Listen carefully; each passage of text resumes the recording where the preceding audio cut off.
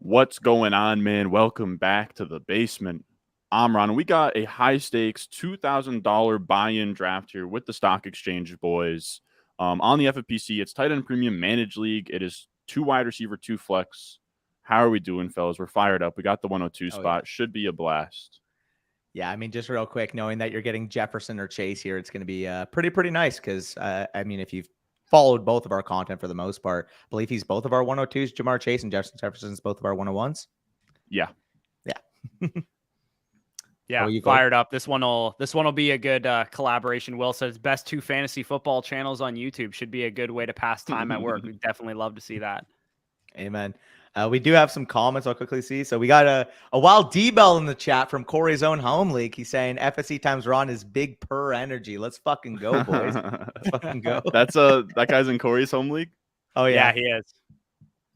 We got Henry in here. Henry Muto's won big bucks in high stakes before.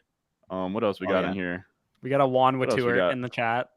Yeah, Juan Stewart. Love to see it. We got Matthew in here. This is also, I think this is maybe, I've lost track. This is day 30 something in a row of live streaming for your boy. It's been an absolute grind here. But glad to have you guys on here at some point. I mean, I've been going for fucking ever, but. Amen. We are fiending the underdog live streams so hard that like I will literally like beta cuck my way into other people's live streams just so I can and draft a live team here. I just finished my BBM entries yesterday. Let's go, dude. We had to finish those so early because like our last home you guys got 150 in, 150 in, and probably Holy a good 100 of them were slows. 100 slows. Oh yeah. my god. So my exposures, I was able to flatten out at least. I think I have only like 4 players above 20%, which is nice because at one point, like after the first bit of slows, I had like a couple guys over 30, like 10 plus guys over 20. I'm like, okay, I got to flatten these out by the time these are done. So pretty happy with how it ended up running out. No, 100%. I'm actually glad I got to go so late because I think I think some of those cup teams are going to be like I have some pretty crazy cup teams that I was drafting the last like week. Now, of course, cup could suck, but I mean, in BBM, if you can just get them to the end and you can, like, if you have a second round cup, it's just money. Because I mean, like, a pretty wild team you can construct. Well, I mean, just talking from a textural standpoint, we're talking a little bit about it off camera, but from a tournament standpoint, you have guys taking him 103, 104. Whereas if he falls to the 211 area, I mean, at that point, we're saying you kind of have to bite the bullet. And I think we're all in agreement with who this pick is. Yeah. All right. Lock it in. Jamar Chase. Let's go. D-Bell asked what kind of draft strategy we're looking at for this one. Since this is a tight end premium league, I mean, we would love to get an elite tight end if possible. We're going to miss Kelsey and probably Andrews, obviously, as well. So the 2-3 turns, not the greatest, I would say, for a tight end premium, unless these guys are, casuals and they don't take Mark Andrews in the middle. But I mean, for the most part, this format will lend itself to, hero and zero RB builds because it's 2 wide receiver, 2 flex, full PPR. We probably could punt the running back position if we wanted to. Quarterbacks lose a little value in tight end premium as well because there's no accelerators for that position. It's 4 point per passing touchdown. So yeah, for sure. So Brett quickly asked third round reversal. So this one actually isn't. So instead the augmentation is that there is 1.5 premium. So you'll see, unless we're completely lucky, Mark Andrews and Travis Kelsey should be both gone by our pick. But you never know. We've seen some crazy shit happen in live drafts. Yeah, I'm hoping we get something. I'm hoping we get some crazy stuff to happen here. I've seen first round Mahomes before. Been seeing. I mean, I love Garrett Wilson. I've been seeing. I think yesterday I saw Garrett Wilson go like at the 7. Wow. Yeah. Wow. He for what it's worth, he went 9 in my home league, man. Like people are starting to realize, like, hey, maybe we should bet on the young ascending talents. Garrett Wilson went 9. Yeah. I love it. I mean, I can't. I mean, I love Garrett Wilson, but I can't quite get there just yet. I am at 11 right now, so I do think like that range, like if you want to take him over a Monra, you want to take him over Eckler, even like I prefer Lamb, but I would say like if you are really high on Garrett Wilson and view that as the same tier, like go fucking nuts, man. At the end of the day, like 107 on realistically, I just kind of advocate like do your thing, man. Get your guys.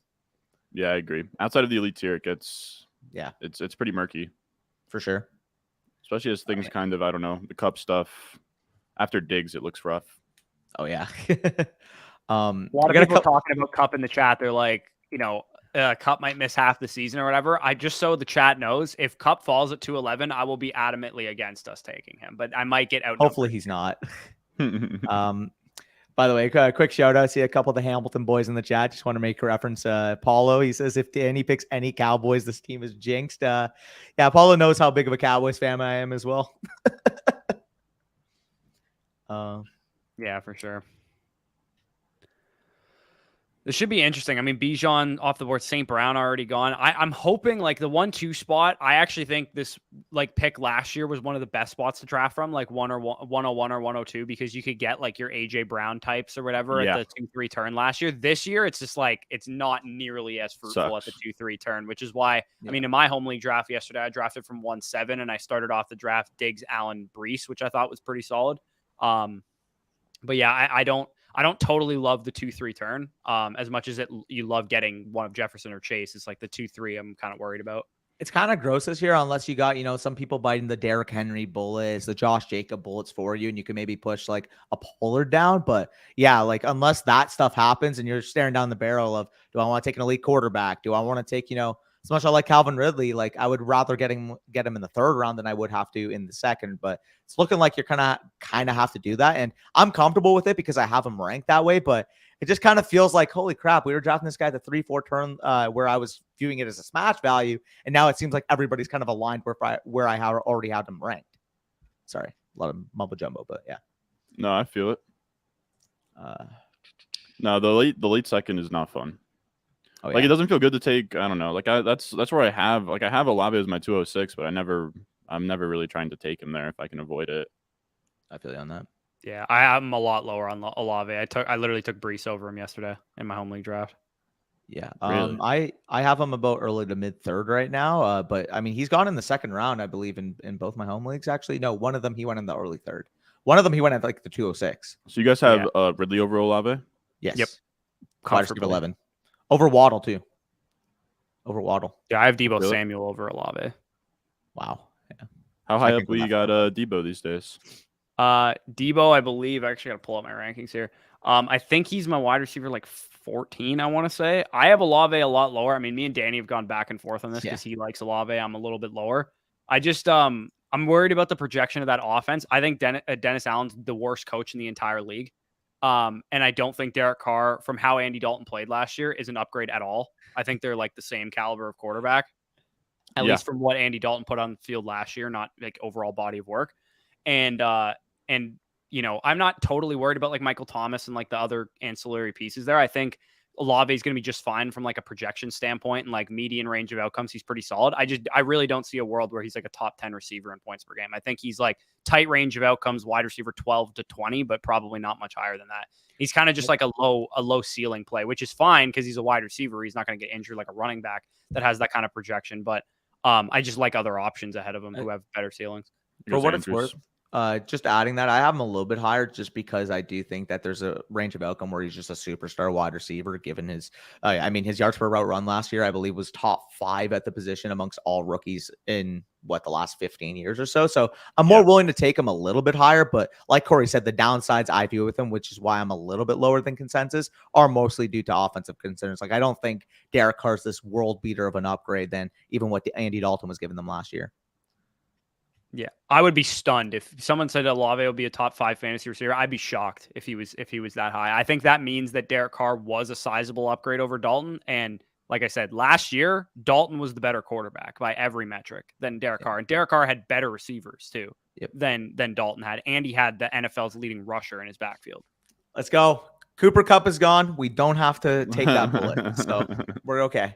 I agree with Roheen too. He says, don't sleep on a healthy Debo. Yeah, it's more of a Debo take than it is an Olave take. I just like Debo a lot better.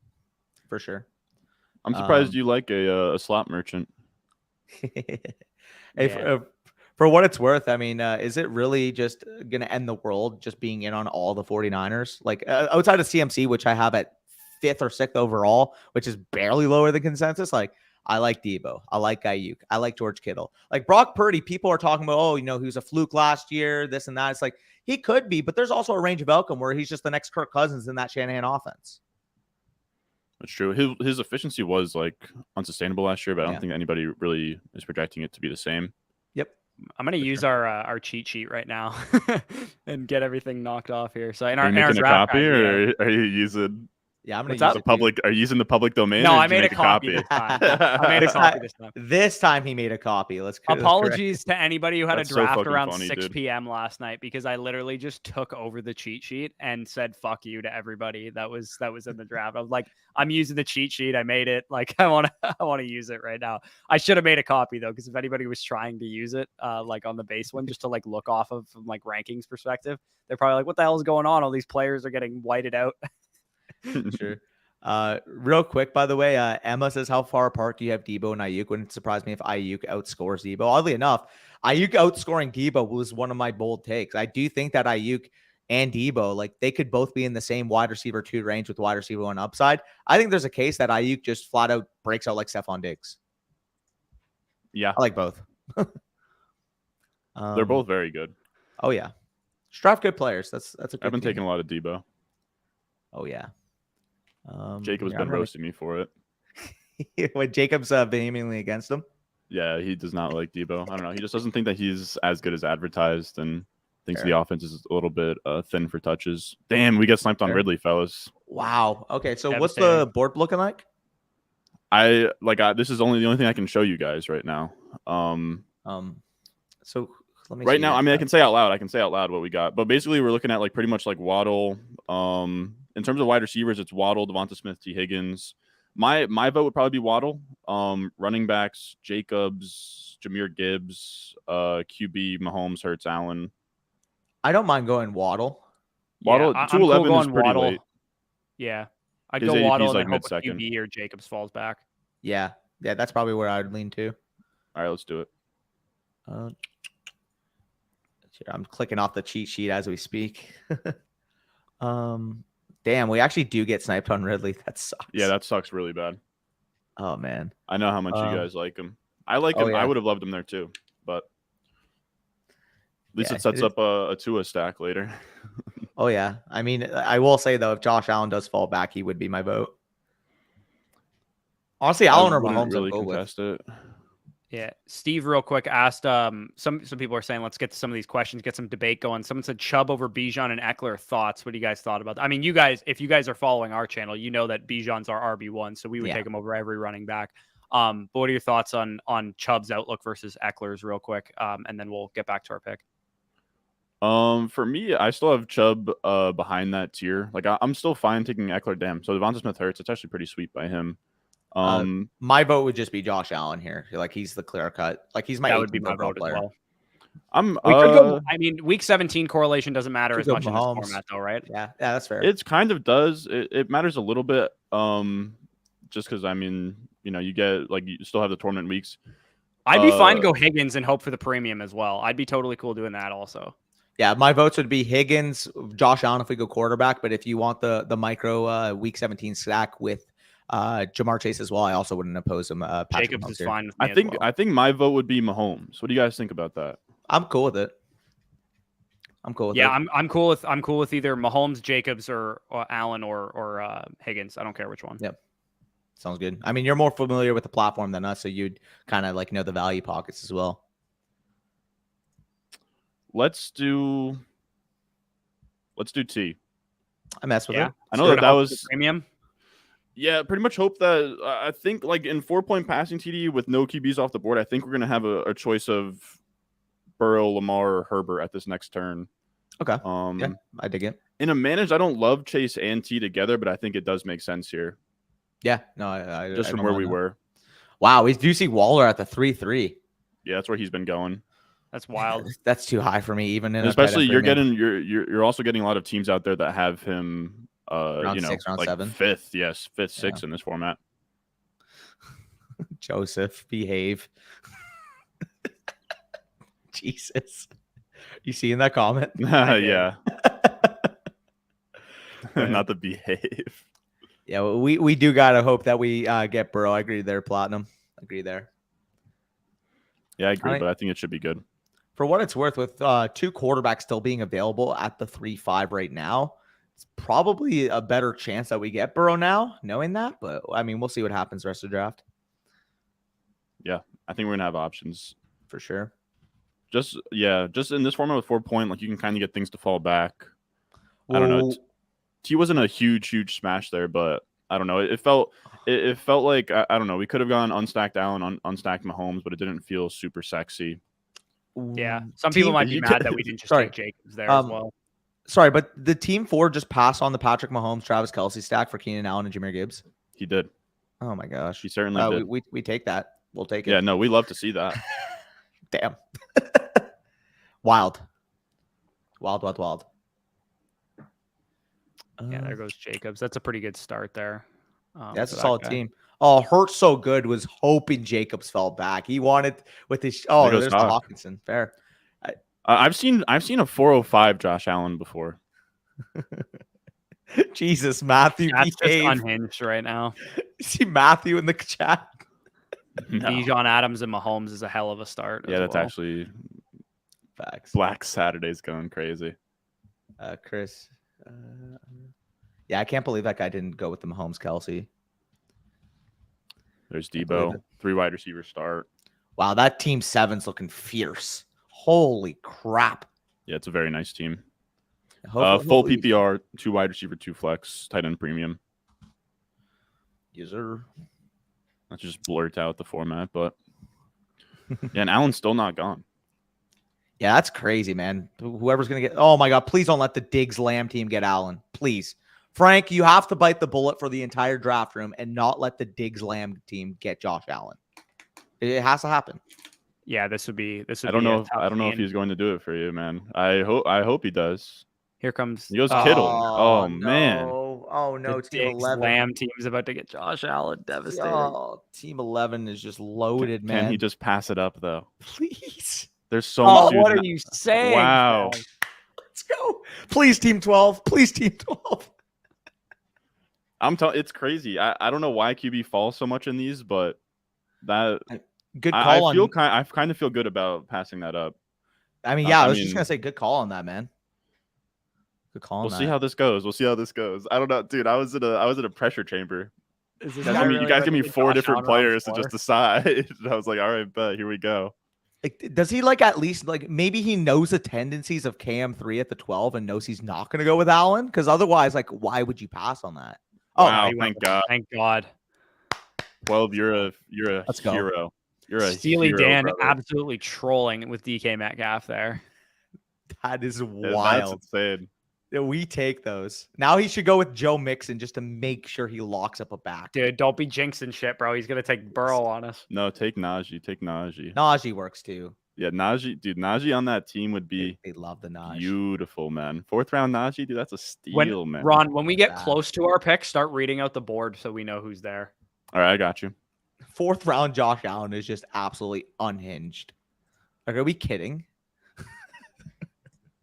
Yeah, it's crazy. I wish I had an answer for why. Yeah, this guy is just hammering wide receivers. You know what'd be nuts if Brees falls back to us because we can punt Burrow to the 5-2 pick because that guy is hurt. Yes, very good call. Down for that. Also, if could you imagine if we were picking at 11 in this draft room and we would have had Stephon Diggs, CeeDee Lamb, Josh Allen, and Brees Hall, Travis Etienne? Yeah, that would have been really sick. That would have been really cool, but. Jesus. Such is life. It's always when you think, come on. Oh, no. No way. There's one running back I still really like and praying he falls back, but I'm not going to say his name, but you guys know what I'm talking about, right? Alrighty then. Don't have I think Najee Harris. The good Oh, wait, no, he's gone. Never mind. You were thinking of Ramondre. I thought it was Ramondre. I didn't see him. Oh, okay. I see Ramondre. Well, this is shaping up to be a 0 RB. This might be, but we're might have to be. We're gonna have to take a tight end here for sure if we're Kyle running a 0 RB. Kyle Pitts for sure. Yeah, I would like somebody to take Lamar Jackson here, so we don't have to willingly take Burrow over Lamar. Jeff with a delusional take in the chat. Wait, the Bengals going to struggle week 1 against my Brownies. Hey Chris, Chris is just can't wait to see Team 6 snap pick Najee or Mixon. Let's go. He would be that. Oh, there goes Mixon. Love it. I love how the 8th pick is number 6. Yeah, I know. It's a mind fuck. Man. This draft is an outlier. I'm marking off DeAndre Hopkins in my cheat sheet, and I can't find him. He's so low. For real. I mean, hear me I want to out. put him lower, but I have a tough time. I have no Is Keenan problem Allen going out there? conviction Oh takes my on God. a 32-year-old wide receiver. Hey No guys, problem. we might be at a pretty big decision point at our 4 or 5 turn. We're gonna have to take a tight end with 411, I think. Yes, but if we have a choice at quarterback, we have to talk them through given the scoring format, scoring settings. With what, Burrow and have Lamar? to- I think we have to go Burrow too. That's what I was gonna say. But Yeah, at the we same have time- to, but take it's him gonna suck. 5-2 though, because this guy's Oh, hurt. agreed. I just meant 4 or 5 turn. But I would do sick things for somebody to take who is Lamar. more Please just ageist, take Lamar. Bush? Who's more ageist, Bush or Leonardo DiCaprio? Let's see. Definitely me. Facts.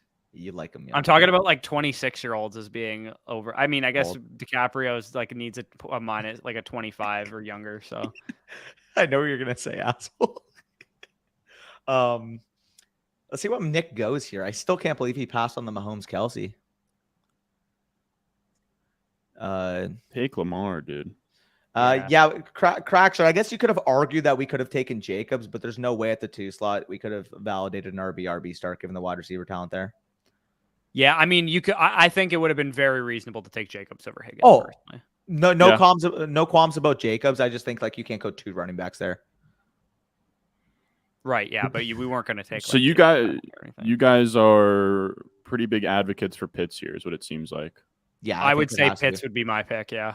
He's the last of this tier, I think. My highest rated players right now are Lamar, Burrow, Kenneth Walker, Drake London, and Kyle Pitts. Yeah. No, And I would say, given that we already have, we already have 3 wide receivers. Drake London kind of falls down the board for me there. Kenneth Walker, I think, is a decent value at this point, personally. I but think I the 2 would- picks have to be Pitts this and is Burrow. also not tight end premium rankings too, so Pitts would move up the board more. All right, I let's think do it has to be Pittsburgh. let's do Pitts. I'm down. Let's I'm do game it. for it. Let's go, brother. This team's looking pretty fiery. I'm not gonna lie, I like it. What if this guy? I swear to God, if this guy just takes Burrow, I'm gonna. If he takes Burrow, we take Lamar. Easy. Yeah, I That's don't fair. care if give us a reason to take Lamar. Yeah. Literally, though, I want to take Lamar, but we can't because of Yeah, obviously it just the can't sack. But happen. I mean, we could backdoor stack the Ravens if we wanted to, but yeah, fair. Matthew, I do not agree with Goddard over Pitts. People are gonna hate this team. Coriante Rivers says like we are absolutely on the same page. We would take Lamar over Burrow in a neutral situation, but given that we have Chase and Higgins, we've already made invested. such an egregious bet on the Bengals passing game that we have to take Burrow over Lamar. Agreed. Otherwise, those picks are like counterproductive to take those 2 early receivers and then go with Lamar over Burrow. Yeah, Hey, exactly. guys, in a natural situation, it would be Lamar. So I see the Lamar support in the chat, but we do have to go with Burrow. Yeah, I mean, when you looking make the bet back on on both it, we Bengals. probably go Chase, Jacobs, and Lamar Yeah. instead. But you know what? Whatever. 100%. There goes Goddard. All right. There's Goddard. So good thing we took Kyle Pitts because he was not making it back. Yeah. This has to be Burrow. I agree. Let's go. I'm just checking off all the players that went right now. Stacks are not overrated, Eric. We're minimizing the amount of bets that we need to get correct. But it's also a tournament where like Yeah, Higgins and Jamar like, Chase spike it's weeks a managed are what league, has so to happen. stacks can be overrated and managed, but especially given that it is like a tournament managed league, it Down the matters stretch, more. we need Chase and T Higgins to be like top 5 wide receivers from weeks 15 through 17, and it's not that crazy. Oh Yeah. no, we're getting some beat report on Pitts stuff. Yeah, I just saw that. I also agree. And then to be fair, I agree with Luke's point. Taking Goddard over Pitts is like wearing 3 condoms to have sex. I feel like that's the type of joke we always make. That's an us joke. Yeah, I'm trying to find Goddard in this manifesto, bro. He's buried. We have some really staunch anti Kyle Pitts in the chat right now. Pitts there as well. Yeah, dude. Pitts is always going to draw that kind of heat. Yeah, I've been drafting these high stakes teams, man. People, until you land the plane, people aren't gonna fuck with the vision, bro. That's really what it comes down to. It is what it is, you know. It is what it is. We'll see. Goddard's underrated if you have Jalen Hurts. If you don't have Jalen Hurts, then I would Dallas Goedert fuck from around my team, bro. Like, Yeah. My vote, by the way, to get like a modified hero going with one of our next 2 picks, Javonte Williams at 7-2 would be coming into play for me I like that. if he falls back. These guys are What going a little. what are These what are guys the are kind stock of pissing exchange green at the moment, but what are the stock exchange boys takes on DeAndre Swift? I'm just curious what you guys think about him this year. I've risen on him a good amount. Like if he's there, I would say if he wrapped back up at the 8-11, I would be all over it. But I would not take him at 7-2 or 6-11 though. You wouldn't take him 7-2? I would debate him at 7-2. I think he's quite volatile, so I would want a sizable discount on it. Like in our listener league draft, I got him at like 8-5 or some shit, or 8-9. 8-9, and I was like, that's cool. Like I'm totally cool. Yeah, that's nice. DeAndre Swift at that point. Yeah, at least Lamar price is nice. By the way, thank God that the Lamar pick went to the guy with Najee at least. So getting that interdivision correlation, baby. Yeah, if that guy also if Cal Loon would have started his draft, Garrett Wilson, Mark Andrews, Ramondre Stevenson, Breece Hall, Lamar Jackson, that would have been insane. Yeah. Yeah. Why did he pass on Lamar Jackson? Yeah, for Breece. Oh, I guess he could have fallen. I guess he could have fallen back. Yeah, there. he might have fallen back. That's probably what he was trying to do. Fuck, man. Now imagine how disgusting that would have been. Yeah, thank God he didn't get that. I don't think he'll fall, but I also have Dobbins and Pierce. Actually, Pierce just went, but Dobbins I have rated. There goes Javonte. There goes Javonte. Damn it, that's a good pick. Yeah, well, looks like early, it's gonna be a 0 RB classic by the looks of it. I love it. We just got to make sure we don't go away from wide receiver. But I think we're gonna get a lot of stuff that we like from 7 through like 10 at wide receiver. Oh yeah, yeah. With the where that running backs are gonna fall. Gibson types as well later on. Yeah. Team 7 looks dope. Damn. Yeah, the Team 7 did a good job. That's probably here's the thing, fellas. Here's the thing. No. Here's the thing, fellas. Look, you look around and it's like, oh, this team. Just wait till he fucks it up. Just wait till he fucks it up, fellas. There's gonna be a whole lot of mid after round 5. I want to see what landmines come across because just wait till Team 7 hammers like fucking Rashad White, Miles, Brandon Cooks, and Juju Smith-Schuster in the next 2 rounds. I'm telling you, dude. Like I had a guy that started. I think it was yesterday's draft that the entire stream like loved, and it was like Lamb, St. Brown, like Ridley, like Drake London, Breece Hall was his start through 5, and it was like a beautiful 0 RB build, and he just fucked it all up, man. He never took another running back. He never took another wide receiver. He just like hammered like these really whack running backs. Took like an early unstacked Deshaun. Like he just screwed it all up. 10. What's wrong with taking Lamar then grabbing Dobbins, Zay Flowers at the next turn? I think that's a viable strat as well. However, given the fact that we already had Jamar and T, we kind of gotten our force at hand there because we already made the bet on the Bengals offense. And not to mention from a 1 week sample size where, you need a pure ceiling. There's a range of outcome where Burrow throws for 350 yards, 4 touchdowns, T. Higgins catches 2, Jamar Chase catches 1, and those 3 combined for like 96 points. Yeah. Gabe Davis says, like myself, stacking is overrated. Jesus Christ. Again, you got to remember the context of us taking 2 of our first 3 picks on Bengals pass catchers. We don't win this league unless the Bengals smash. It just doesn't happen. Even if we don't take Burrow, even if we take Lamar. So we might as well just make it one bet that we have to make. Exactly. I think it's gonna be a rare combination. I don't think a lot of people are gonna have the balls to go chase Higgins and Burrow. I love it. Yeah, for sure. Somebody says Dobbins a good value at this point. Absolutely. I think he's a perfectly fine value at this point. Question I do have, someone brought it up in the chat, is if we get rinsed at the other upside running backs we like, is this a JT team? Yeah. Yeah, this is definitely a JT team. I think so as well. I mean, I think we can think about him as early as his next turn. I did send you guys the screenshot of the ADP. Last 2 days, JT's been 703. So yeah, also too, you're burying the early JT teams as well. And this is like the perfect, like I think 0 RB is like the perfect spot for a JT if you can figure out how to. Yeah, I mean, you prioritize your Raheem Mostert types later on in the draft to kind of make up for it. Antonio Gibson / Brian Robinson, AJ Dillon types in like the round 9 to like 13 area. We might just go straight green. Yeah, this is people who comment on our videos saying the dead zone isn't alive need to watch this. Also, it's not. That's what I keep. It's not alive on Underdog, but that's because it's the most efficient place to draft. Like obviously, you guys know that the ADP is sharp as hell, but in your home league, like heads are taking James Cook at 601, and like I love Javonte, but Javonte at 508 is like pretty disgusting. Yeah, no, there's no way I would take him that high. That is really early, and I'm Damn it, he there's was already my Dobbins. before breakout. Yeah, like dude, the fact that Dobbins went at 6'5" and Najee went at 4'8" is ridiculous in my opinion. Also, even like I love ETN, but like Dobbins and ETN are essentially the exact same bet. Yeah.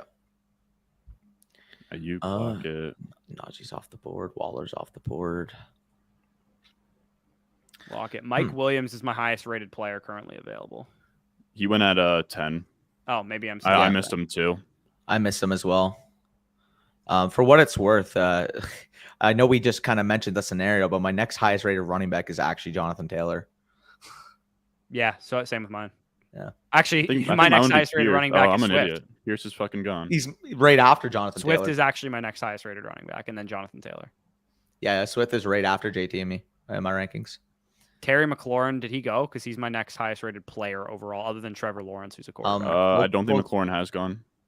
Oh, Chris Godwin already went. Damn it. Show the Jahan. Yeah, Terry McLaurin would be my next. I'm game for either of McLaurin or Judy. I mean, we have enough wide receiver firepower. I think that you can kind of harbor. I don't know how you feel about either of their injuries, but yeah, I think I feel a lot better about McLaurin's than Judy's personally. Agreed. Someone takes the Evan Ingram bullet. Love that. As crazy as it sounds, dude, this might be the most outrageous take I've ever made. I almost feel better about the Washington quarterback situation than I do about Denver's offense. Really? Yeah, I do. I think worst case scenario, like Jacoby Brissett will be good enough to buoy Terry McLaurin to at least like baseline level production, if not even better quarterback play than he's seen his entire career. Fellas, if I can make the case, the way that I see the board right now, I would say I have Addison, McLaurin, Judy in the same tier. Like I am sort of open to the idea of going JT and then taking whichever of those come back to us here. Yeah. But I think if JT goes at this 1-2 turn, I mean, this guy only has one running back. I think we'd be pretty sick about it if it was something we wanted at 7. But brother, I'm on the exact same page. Worst case, even if it's not Addison, like Christian Kirk went, so you got to check him off. But is Pittman gone? Like I wouldn't even mind just going working down to Pittman if he goes double wide receiver. Yeah, I think JT here is the appropriate pick, and then you just take whatever wide receiver falls. Bush, your game for JT at 6'11"? I'm cool going JT here. All right, I like it as well. Let's go. Surprised he fell, low-key, given these rooms. Yeah. I like the idea of nuking the JT teams as well, the early ones. Like, especially with this build. Yeah. Like if we can sneak this into the final where we can get Burrow, Chase Higgins, spike weeks with JT at RB1, like that sounds pretty scary. Yeah, I mean, the whole thesis, I mean, all of us have talked about this at one point or another. The whole thesis of running 0 RBs is that if you do hit on your running backs, you're going to crush everybody. And that's kind of why we're trying to do this in this type of tournament. And what 6'11" pick here is going to crush everybody at running back, if not Jonathan Taylor. For sure. Yeah, exactly. James says he told him that he doesn't want to play this year. For the record, by the way, guys, let's just hope that Team 7 can just land on the landmine quite soon because it's looking pretty strong right now. Yeah, it's looking pretty good. Also, are we away from McLaurin now that we just drafted Jonathan Taylor, though? No. Would we gear away from McLaurin, just knowing that he also is coming into the season like if you want to advocate for Mike Evans here, bro, like I don't know that's the path you're going down, but no, I actually have Pittman and Addison rated over him. Yeah, over Evans. I didn't. It wasn't a homer thing, but I guess my vote would be. Or the problem is that Addison just went. It's tough with the amount of wide receivers we have. I still don't mind McLaurin, especially. I'm still fine with it too. I was just wondering if your opinion changed now that we already invested into one injury.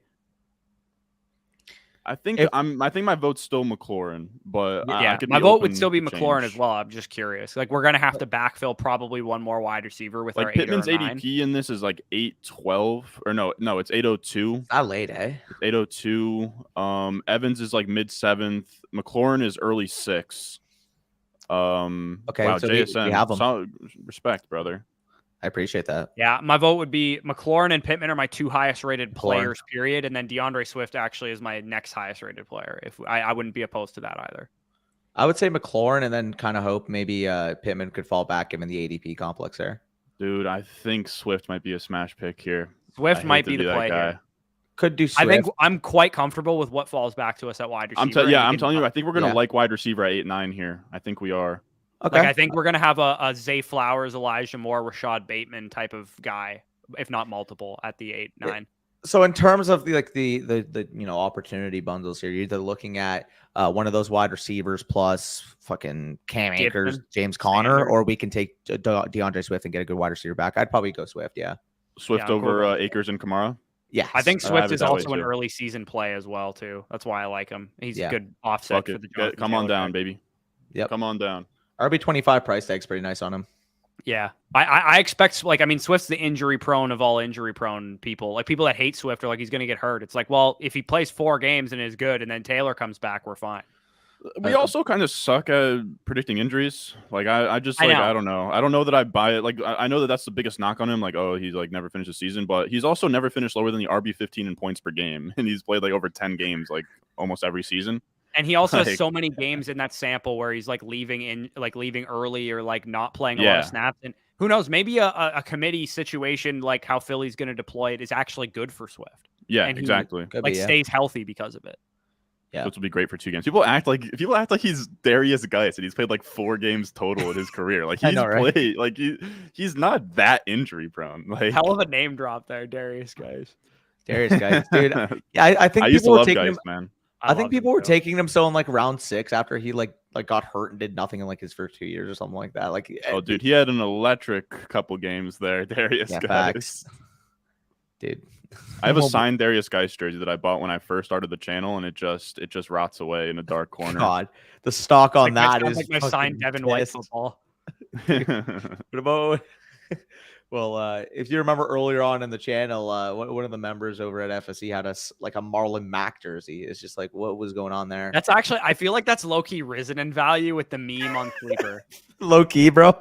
Like, he's done more in the Sleeper community than he has on the football field. I'm just like thinking back as like, dude, like at one point do you go to the store and just be like, you know what, the jersey that I want for today is Marlon Mack? Yeah, literally never. Never. Not once have I felt that was the play. So, disgusting take incoming, but what realistically is the difference between Najee Harris and Miles Sanders? And one went at the 7.7 and one went at the 4.8. Size and pedigree. Yeah, just and a helmet. Like, realistically, like I actually would make the argument too that Sanders' workload might be bigger. Yeah, literally though. People, I've been screaming at the top of my lungs that the only time that Najee Harris has ever paid off was when he led the league in touches, and now Jalen Warren's going to make it a 60-40 squeeze or a 65-35 squeeze, and it's impossible for him to pay off. I mean, 408 is like 4.5 turn. I can stomach it, but like, god damn, dude, like I've seen him go. People are saying catches. In these. It's like I don't think Najee's ever sniffing the target share. He's not getting. Yeah, exactly. The targets he got in his rookie year went way down last year with Warren, and Warren's not letting up that role. Everybody's saying targets, but I don't see chance. Najee taking away targets from Warren, let alone Deontay Pickens and Freiermuth as well. Oh, dude.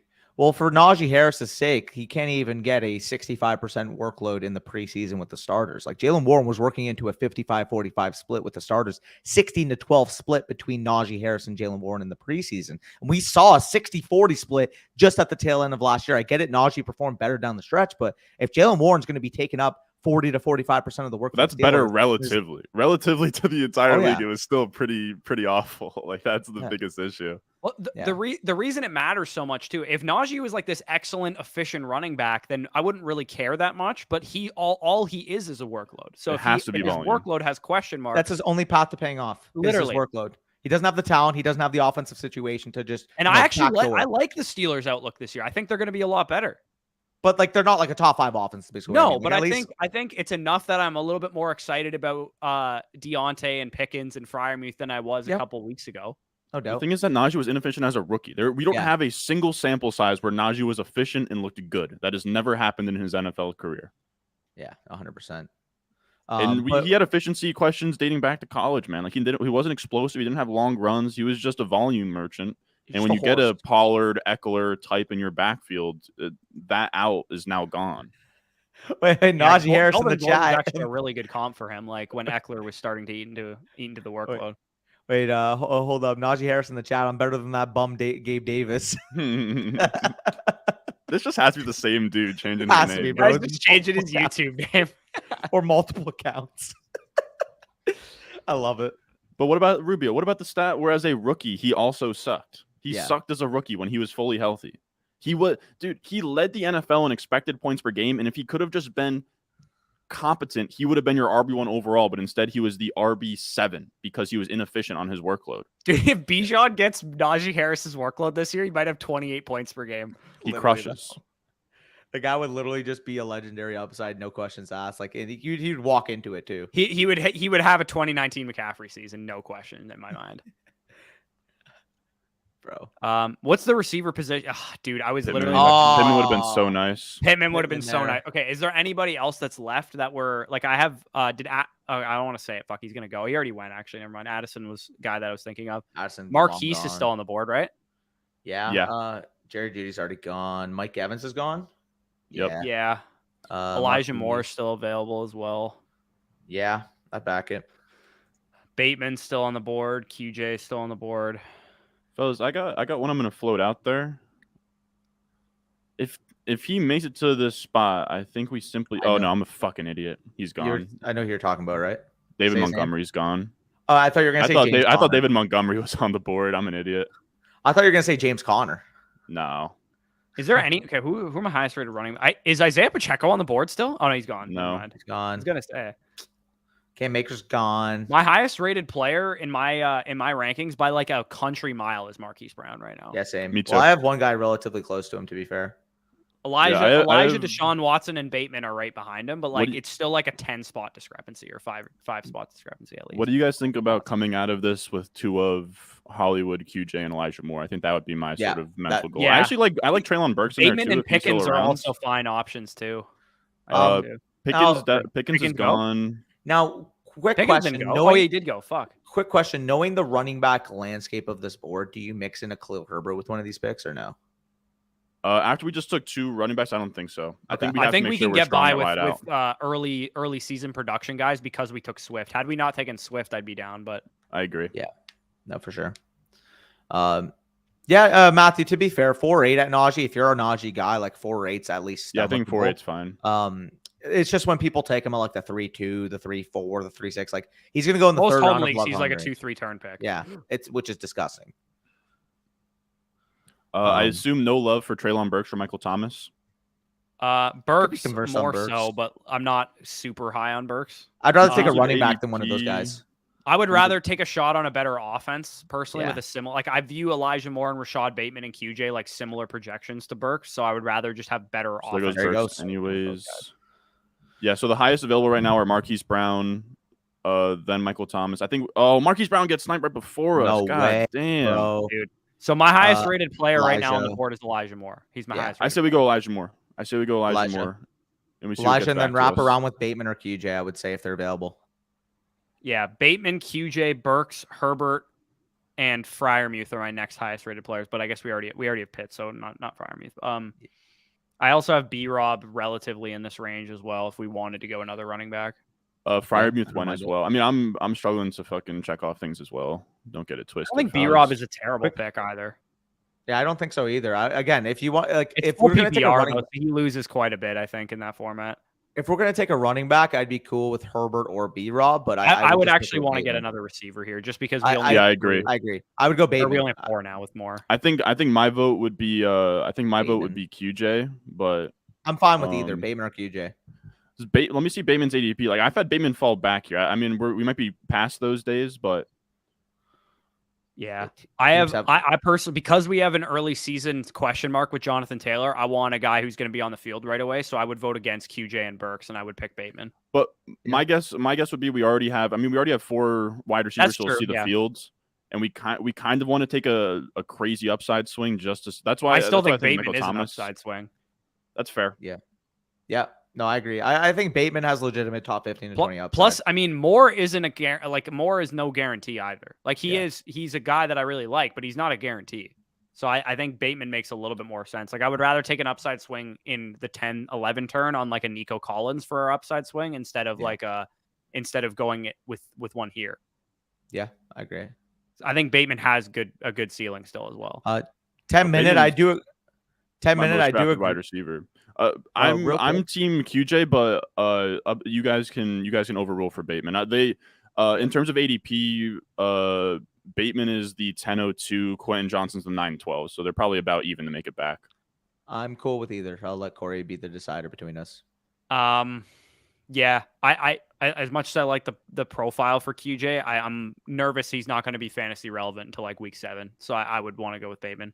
Let's do I don't mind Bateman. it. I do think that some of the late drumbeat on kind of the Josh Palmer stuff might push QJ back to us, but that's sort of Yeah, wishful it's fine. Yeah, thinking. and maybe people are thinking the same way I'm thinking. It's like we've never seen QJ get involved early on in the season. He also, for what it's worth, when I scouted him, he is a developmental prospect. So I wouldn't be shocked if we have like a Traylon Burks rookie season, which is not really going to do much for fantasy, even if it's like good peripherals and things of that nature. Real quick, we're really getting all the RB comments on the stream right now. Everybody 9th round wanting Tank an Bigsby, RB. get the fuck out of here with that, buddy. No.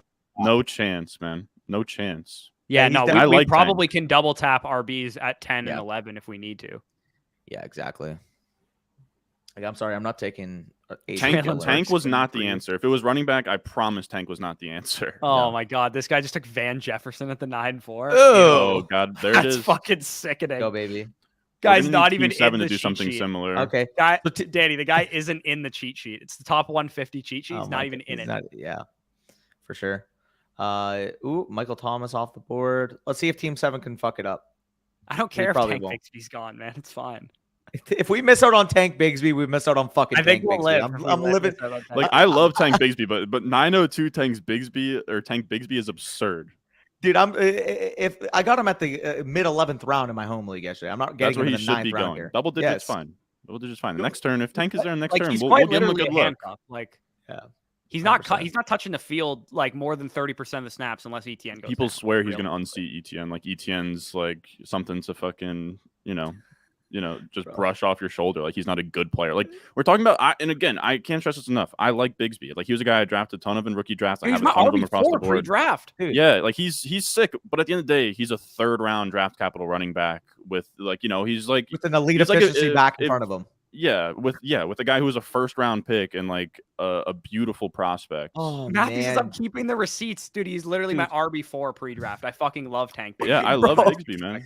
Keeping the receipts. Okay, keep the receipts on 9th round Bigsby if you want. Like fuck. We love him in the 10th and 11th. I've talked about this with Kenneth Walker as well. How often have we seen like 2nd and 3rd round running backs take like 10 weeks to get an actual workload? And that's when they have some dusty, crusty veteran in front of them on the depth chart. Crusty. Kenneth Walker and Travis Etienne are not dusty veterans at all. They're ascending players. I'm sorry, but dusty, crusty, this has me fucking howling.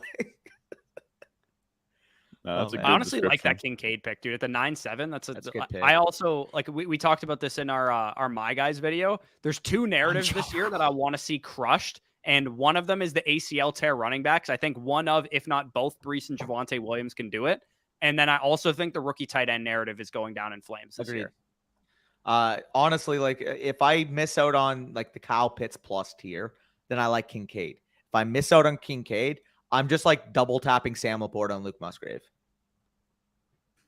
Yeah, what do you think? I think Pitts also kind of has even though he's not a rookie, I think there's the young tight ends in general. He can help kind of move that narrative too, because it'll be pretty crazy. Trash. Yo, Nevin is just like hating right now. He's Draft not strat. having a good time. Draft strat. He's not having a good time. Damn it, QJ went.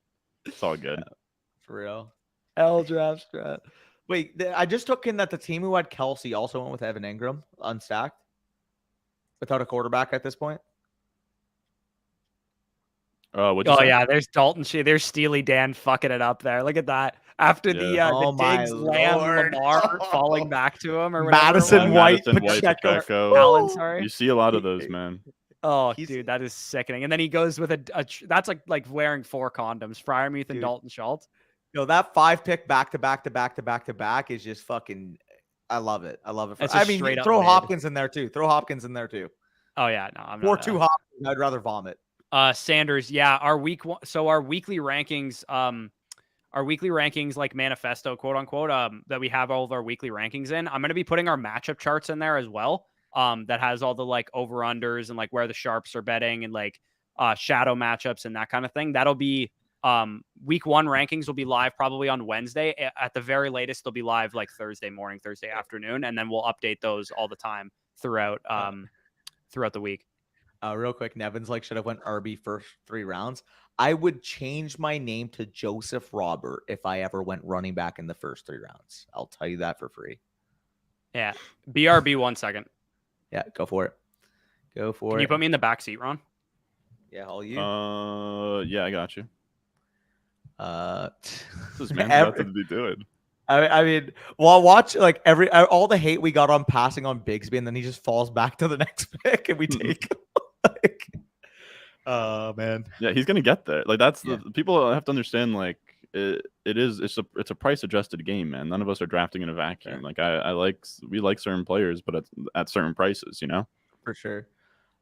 Quick note, and Nevin says love the content. Just to agree with the stat, we've never advocated for 3 straight running backs, so like I'm surprised you're offended now. Laporta gone, Higbee gone. I'm just trying to make sure I'm all up to date here, which I think I'm just about. What do you think, dude? Warren's now a ninth round pick. I loved him early on. 9th round is pretty brutal. Too much. I mean, like when I was all over him when he was like the 11-3, the 11-5, the 11-7, you can snag him there. You get some standalone value, maybe like a Pollard light roll from a couple years ago that has, the implied upside if Najee missed time to be a legitimate RB1. But in the 9th round, like you're placing the fact that his standalone value has to be significant enough for him to be able to make your lineup without a Najee injury. You're almost betting on him to like beat out Najee at a certain point, which I guess is in the range, but I'm hesitant on a complete unseating. Yeah, B-Ron would have been nice. For what it's worth, Team 9 is cooking right now if they can get a proper quarterback. Like Dak's still available. I mean, you could also stack Garrett with A-Rod too if you wanted to do that.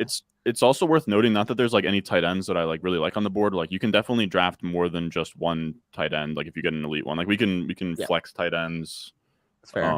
If anything sort of comes around. Yeah, I mean, like if Laporta's gone. I would have loved Charbonnet if he got there. Yeah, that would have been good.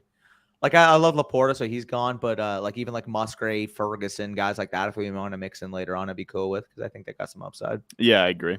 Exactly. Got one in the 14th last night of my home league. I wish I was in your home league, Trey. That's such a good pick. We got a super chat quickly from Pedro. He says, "What's up, boys? Mostert or Javonte in week 1?" That's a tough one. It really just depends on your pessimism class. How strong you are on Javonte's workload in week 1. I personally would go with Javonte because I drafted him in the 7th round for a reason. I just trust the ability to be able to at least work into a 50-50 timeshare. But if you want to do with the safer projection, obviously with Mostert having that backfield mostly to himself, if not with an injured Devon Achane coming back, you could go with Mostert. But for me, I'm always playing upside. I would go Javonte. How about you, Ron? What are you leaning here? I was honestly just scheming a little bit for this next pick, but I honestly didn't hear what you said, Daddy. But I think my lean would be Mostert. I'm not sure. I haven't done week 1 rankings or like research yet, so it's all vibes. What I basically said is that in this scenario, it fully depends on your risk level or your risk tolerance. Like if you want to go with Mostert for the safer projection, I don't mind it, but if I'm drafting Javonte Williams in the 7th round, in the 5th or 6th round, like wherever you got him, I kind of just want to lean on the upside there. And I get it. It could, blow back in my face, but I'm trying to win a week. It is. That's a tough call. I lean Mostert, but I'd have to sort of see where I end up with it. But yeah, I think it's sort of a coin flip as well. Nevin is really just hating right now. I respect it, man. I love it though. I love it, bro. It fuels. Jawan Johnson, round 10. What? His ADP. His ADP is 11-1. That's high for me, no?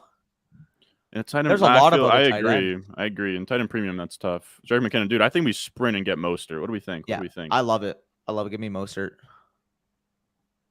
What's up? Hey. What's up, Bush? We got Raheem the Dream. Raheem Mostert's play. 100%. Okay. Yep. Let's go. Mostert or Pirine, but I think it's got to be Mostert, right? Yeah. I like Mostert way better. Sorry, my girlfriend's boarding her flight back from Italy, so she just wanted to FaceTime me quick before she got on. You're good. Real quick, by the way, Corey, so we went through this, but if you had the choice right now between starting Javonte versus Mostert in week 1, were you leaning? I kind of said I like the Javonte upside case. Like if you took him in the 7th round, I want a guy that can win me a week. But at the same time, if you have a stacked lineup and you just need RB2 level production, I also think Mostert's a good fine option. Yeah, I think I would just lean safe with Mostert. In week 1, there's so much that's unpredictable. I would just rather go with a guy that I think has a full workload. I don't mean to cut you guys off. What are sort of our plays here? We want to hammer another running back. Like I like A-Chain, Bigsby. I mean, if you want to go P Ryan, we can. Like I think that's sort of a little bit redundant with the Mostert pick. Yeah, you could talk me into OBJ or Nico Collins. I'd be down to either take A-Chain or go with Bigsby, honestly. Like, I'm cool with Bigsby as well. Just because it is a meme of the chat that we hate Bigsby, we could just take Bigsby. Yeah. Do you guys feel any partial way about us having like it doesn't really matter a ton, but we do have like Waddle, like A-Chain kind of fits in, and then we also have the bring back with Bateman for week 17. Like this is getting real Galaxy Brain to break a tie. Or no, we just took Mostert. We can't take A-Chain. We can't take A-Chain. I mean, okay, I'm an highly idiot. doubt Mostert's going to be relevant week 17. And if we played the Miami running backs through like the lens of Mostert plays 5 games and then gets hurt and then A-Chain takes over, then it wouldn't be bad.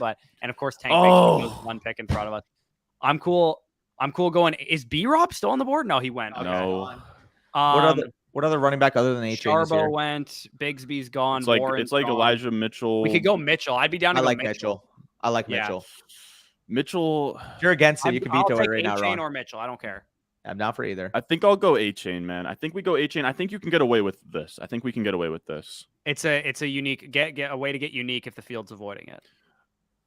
Yeah, it's just I think that we can, in a 0 RB, like it's not bad to sort of have a monopoly, if you will. Sorry, Quinter, I didn't notice. I just saw the dollar super chat. I didn't actually see a comment next to it.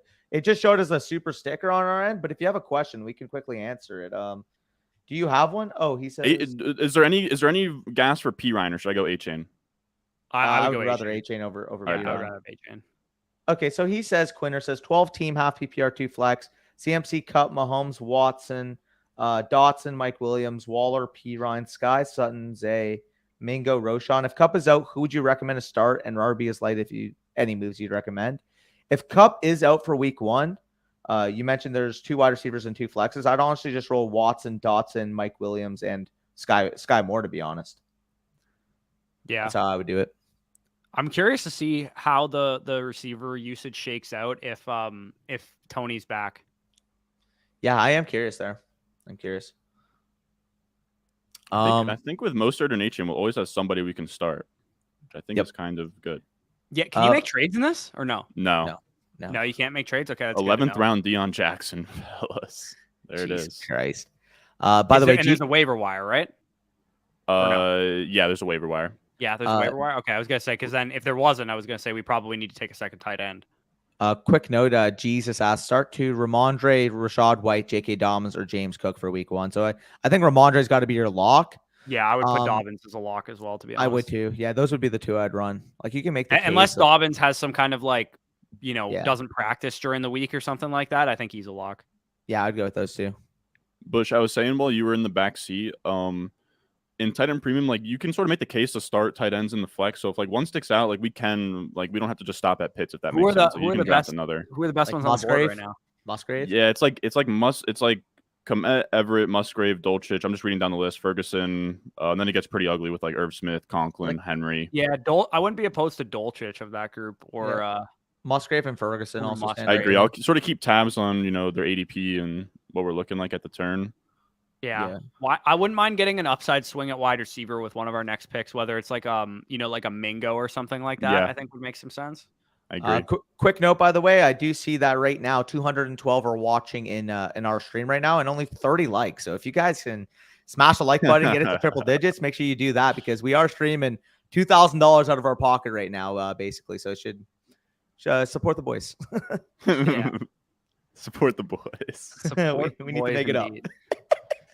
I wonder if that's because we're streaming on 2 different platforms, like Ron's channel and ours. I wonder if it's 210 live for our viewers or if it's combined.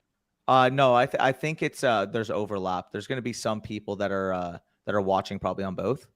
I don't think I don't think so. I don't think they're gonna have. I have the number total if that's what you're asking for. Like what's the total? 804 right now. Okay, yeah. My God, we're up there. Yeah, that's what's up.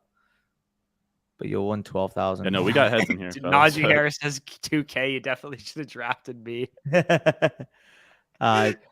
Classic Nevin thumbs down.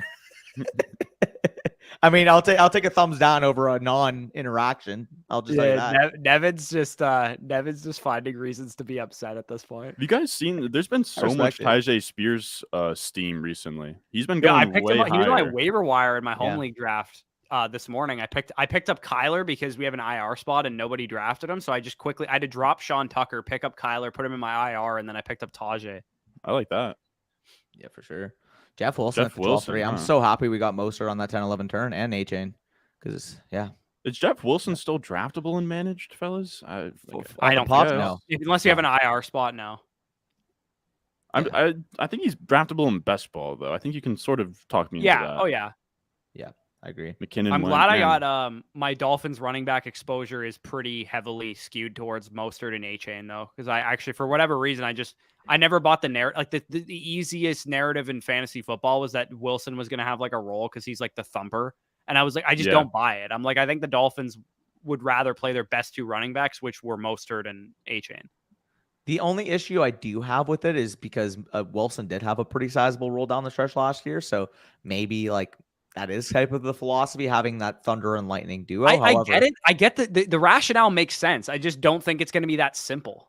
Like, and in best ball, yeah, like he could have some goal line work and that kind of thing. But I really do think we're going to have like this cyclical nature with the Dolphins backfield where like we are going to know, for like 3 weeks at a time, which one we're starting. And then it's just going to keep switching up with as players get banged up, as players miss a game here and there. It's just going to keep rotating. I don't think it's going to be like we have no idea who to start on any given week. Yep. By the way, Matt, is that not how you spell Tyler Allgeier's last name? Am I tripping? I thought it was. OBJ, dude, OBJ. God damn. That's how it's. Yeah, that's how it's. 12th round OBJ is nice. Yeah, I was gonna say. I do love me. Jared says Sean Tucker ? I do love me some Sean Tucker late in drafts. I don't mind him late as well. Yeah, Rowan's like that's totally how you spell it. Yeah, that definitely is how you spell it. It is 100% how you spell it, I guess. What are we, Ron? What are we looking at for wide receivers? We are looking at we're looking at like Mingo. Ooh, I like Mingo. Trying to get a feel for.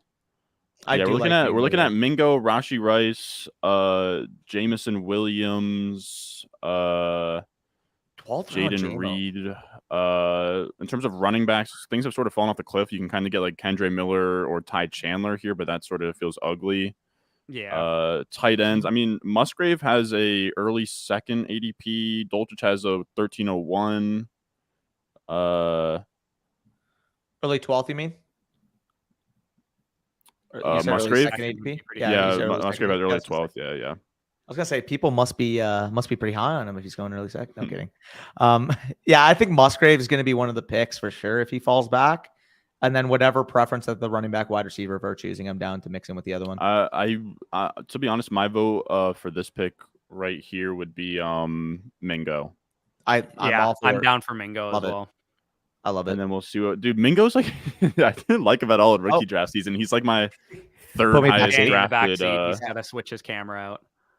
Yep, backstage. Danny doesn't know how to plug his camera in, so this happens often. Come on, I don't. I just have my battery that I use is like always plugged in. If that makes sense. I know. Like so is mine. I don't know why this happens today. Dude, all right, so I'm saying Mingo, fellas. Yeah. Yeah. Let's rip it, Mingo. All right, Mingo. Now, I have to be honest, I don't have a huge lean on this next pick. I mean, you could talk me into Musgrave, Dolchich. You could talk me into Jamison Williams. Hear me out on this one. Actually, he just went. Talk me into Kendre. I was going to say, hear me out on this one. Do we go Deion Jackson? But he already went, so never mind. Oh, dude, he went 11th, which is insane. Yeah. I love me some, like... I have more Kendre Miller than I need. I was going to say, I love Chase Brown and Sean Tucker, but honestly, I think they should come back to us in the fourth. Oh, yeah. Yeah. We're in a sticky part on FFPC where like we're in a spot where it's like guys. I'm down to deviate for another tight end here if you want to go for Musgrave or something. Yeah, I think if it was running back, we're out. Are we at all worried about Burrow? Nah, we can sort of just stream the backup, if you will.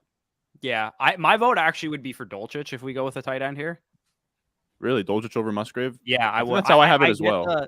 The whole preseason usage narrative against Dolchich for sure, but like, I don't think that'll last forever. Like I think early in the season, you could make the argument, yeah, you don't want Dulcich as like your starting tight end because him and Troutman were like splitting snaps. But I think that'll kind of like Dulcich will take over that job as the season goes along. And I like the upside of maybe the Broncos offense bounces back more so than like the Packers offense is like great with Jordan Love. I think it's more likely that Russell Wilson and the Broncos bounce back. I like it. No consideration for any running backs here. Nothing really sticks out. Yeah, like what else is there? Yeah. It's really just Kendre Miller, and I just don't think that's like I think that he could kind of already fits the archetypes that we have already, which is like late season plays. And I think I would rather have Chase Brown and Sean Tucker like in a round and a half rather than take Kendre here. All right, so we're not going to get a vote for Danny on Musgrave versus Dulcich here, or maybe we are. What's up? You got a preference between what we could do here? We have, in terms of options, we have Kendre Miller, Musgrave. We have Dulcich. We have Jameson Williams. But I think that's kind of a dumb pick in this build. I probably would go with Musgrave or Dulcich. You're a Musgrave over Dulcich guy? I would take Musgrave, but I'm like indifferent. Like I would be fine with either. Yeah. I mean, both guys have the upside to become the number 2 of their offense. Realistically, I just think Dulcich is the better player. So, like, I wasn't a huge Musgrave guy coming out, so I think Dulcich would be my pick.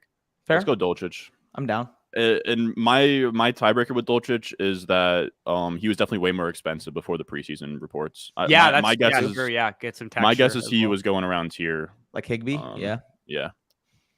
Makes sense. Not to mention the fact that we have seen NFL production from Dulcich versus Musgrave too. So real quick, the Judy thing kind of opens things up for him too. Real quick, Ron. This is a 15 round draft, right? This is 20s. This is 20. Okay. Yeah, we got bullets late. So okay, I love it then. I love it. So yeah, I don't mind passing on Kendre there, knowing that there's still bullets in the chamber at running back. We can just fucking fire off. Just know that I want Clyde Edwards-Helaire on this team. Oh, I don't hate it. I don't hate it. Yeah, we do love us some Clyde Edwards-Helaire in this house. Yeah, that's how I decided we're gonna. Is Deuce on the board still too? Yeah.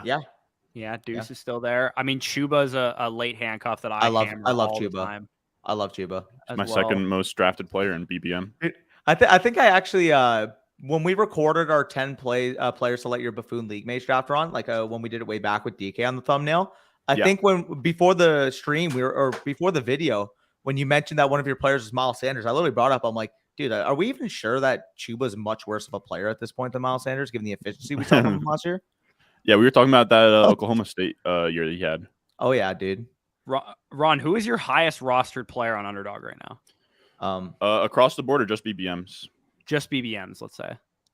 Yeah. Dude, I'm not really psyched about it, but it's Kendre Miller. I don't mind that. That's interesting. 26% Kendre Miller. Real quick, by the way, to answer. After that, it's Bateman, which you'll like. Bateman 23%.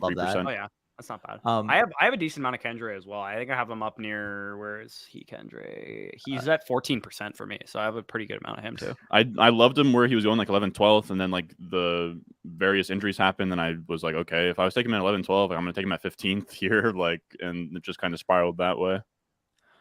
Real quick, by the way, so Eduardo asks, why is Dak going so late? Can you explain this to me?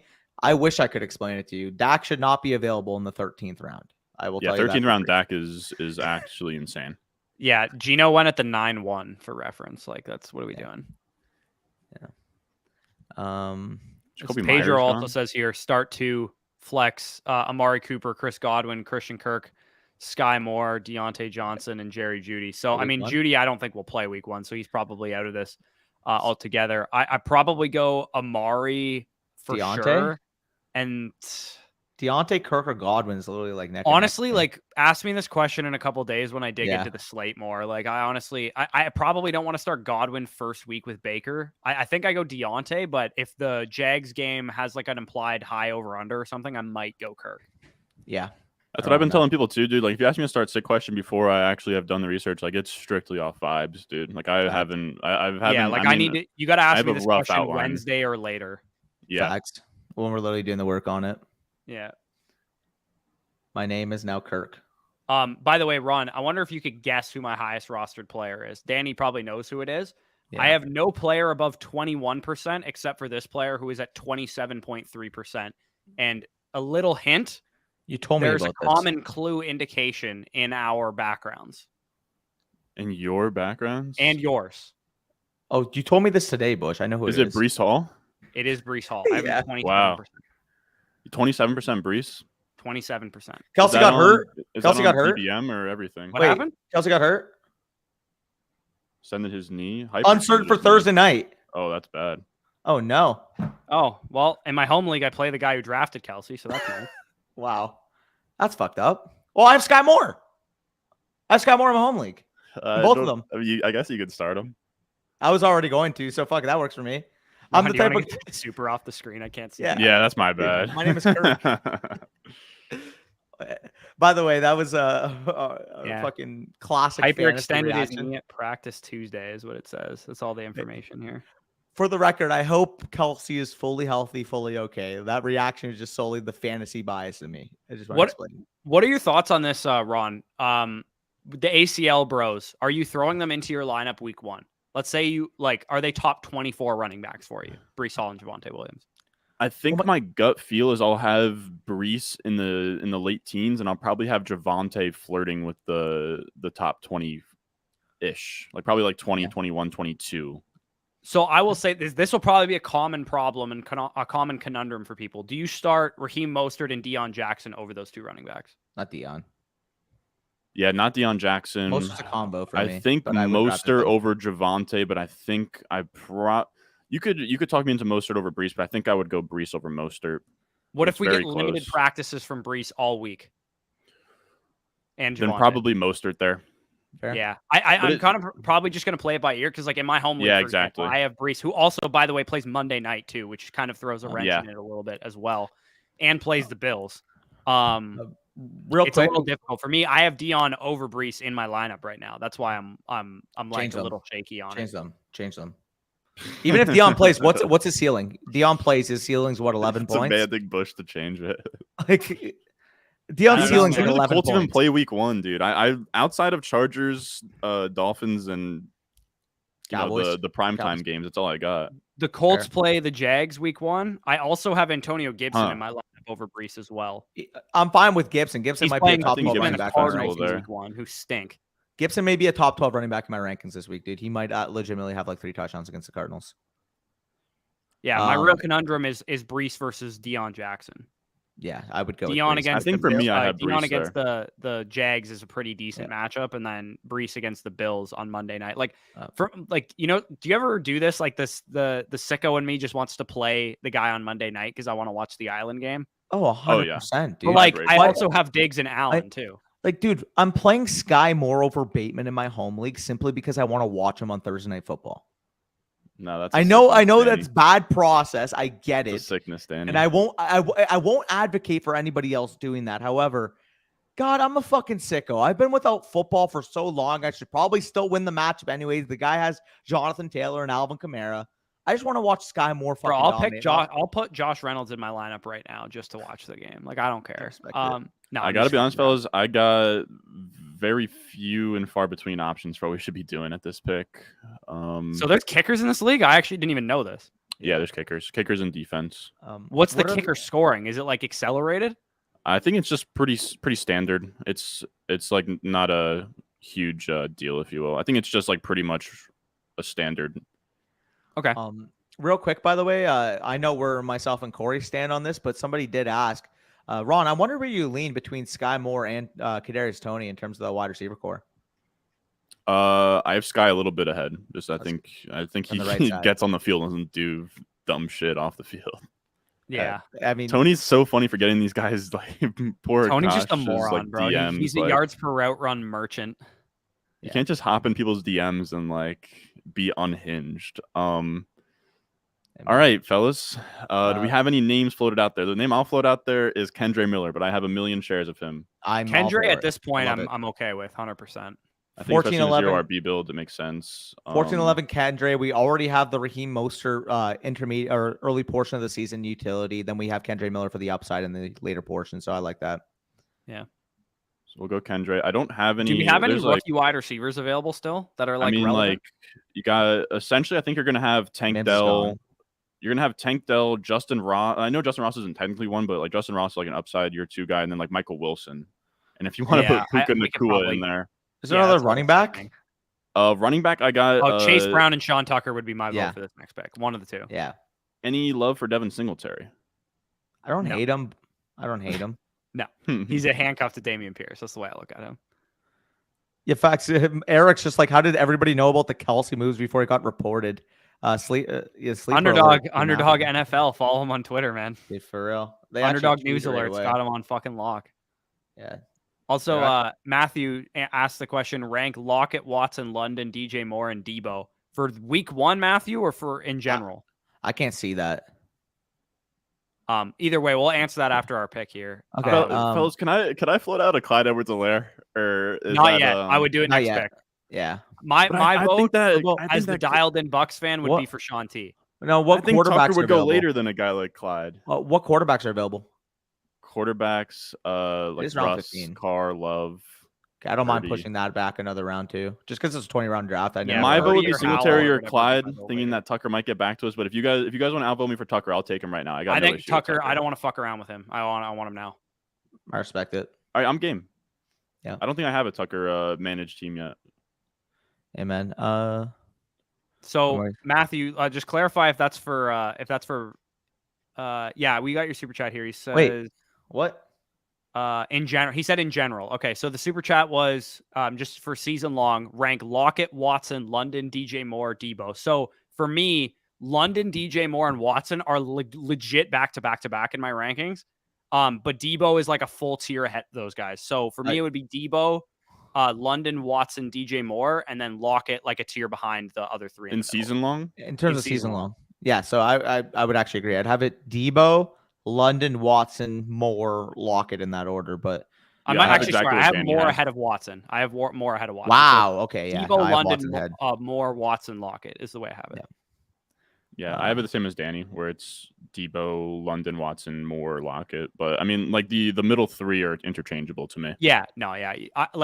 I took DJ Moore over London actually in my home league yesterday because I knew Pitts would fall. So I took Pitts at in the 7th round, and I took DJ Moore in the 4th because I figured that. I also, for what it's worth, I have Ayuk right like there with those guys too. With London, Watson, and DJ Moore. Yeah. Oh, I think maybe Sosa runs that account, but I'm not quite sure. The Sosa underlying does is- run he that told account. me. Yeah, Yeah. so if you don't know, Ron Sosa's literally in the same hometown as me. We both live in Hamilton, the Hammer. Shout out there, Hamilton, Ontario.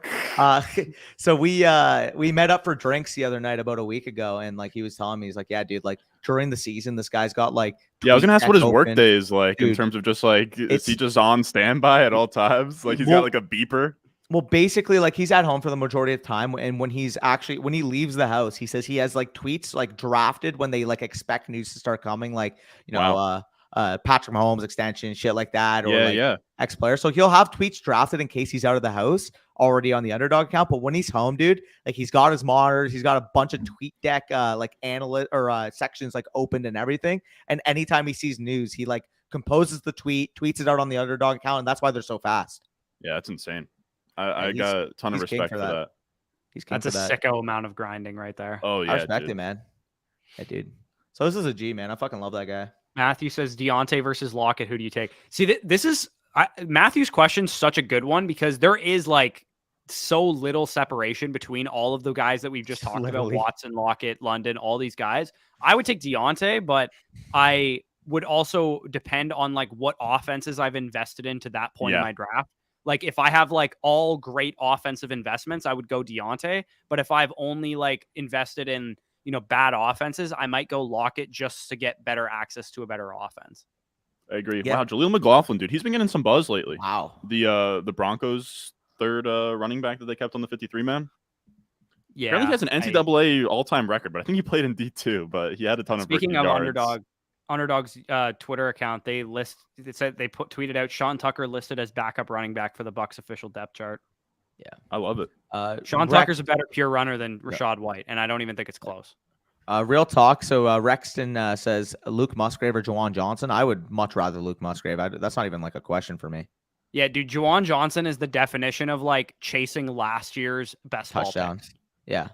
Well, Like Juwan Johnson last year was like a good best ball pick because he scored like 6 touchdowns or whatever, but he's got to compete for targets with Taysom Hill at that position.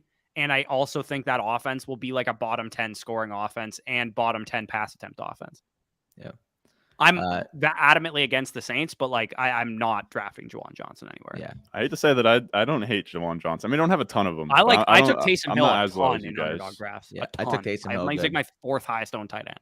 I have Juwan as my tight end 19, so it's not like I'm not crazy about him, but I don't I mind him late. I like the idea of him running a sub 4.6 wide receiver to tight end convert late career breakout, but like you're right, like the offensive environment's pretty brutal and the target totem pool is pretty brutal, but there's a big time difference between Johnson and Musgrave in my rankings. For the record, I have Musgrave extremely high.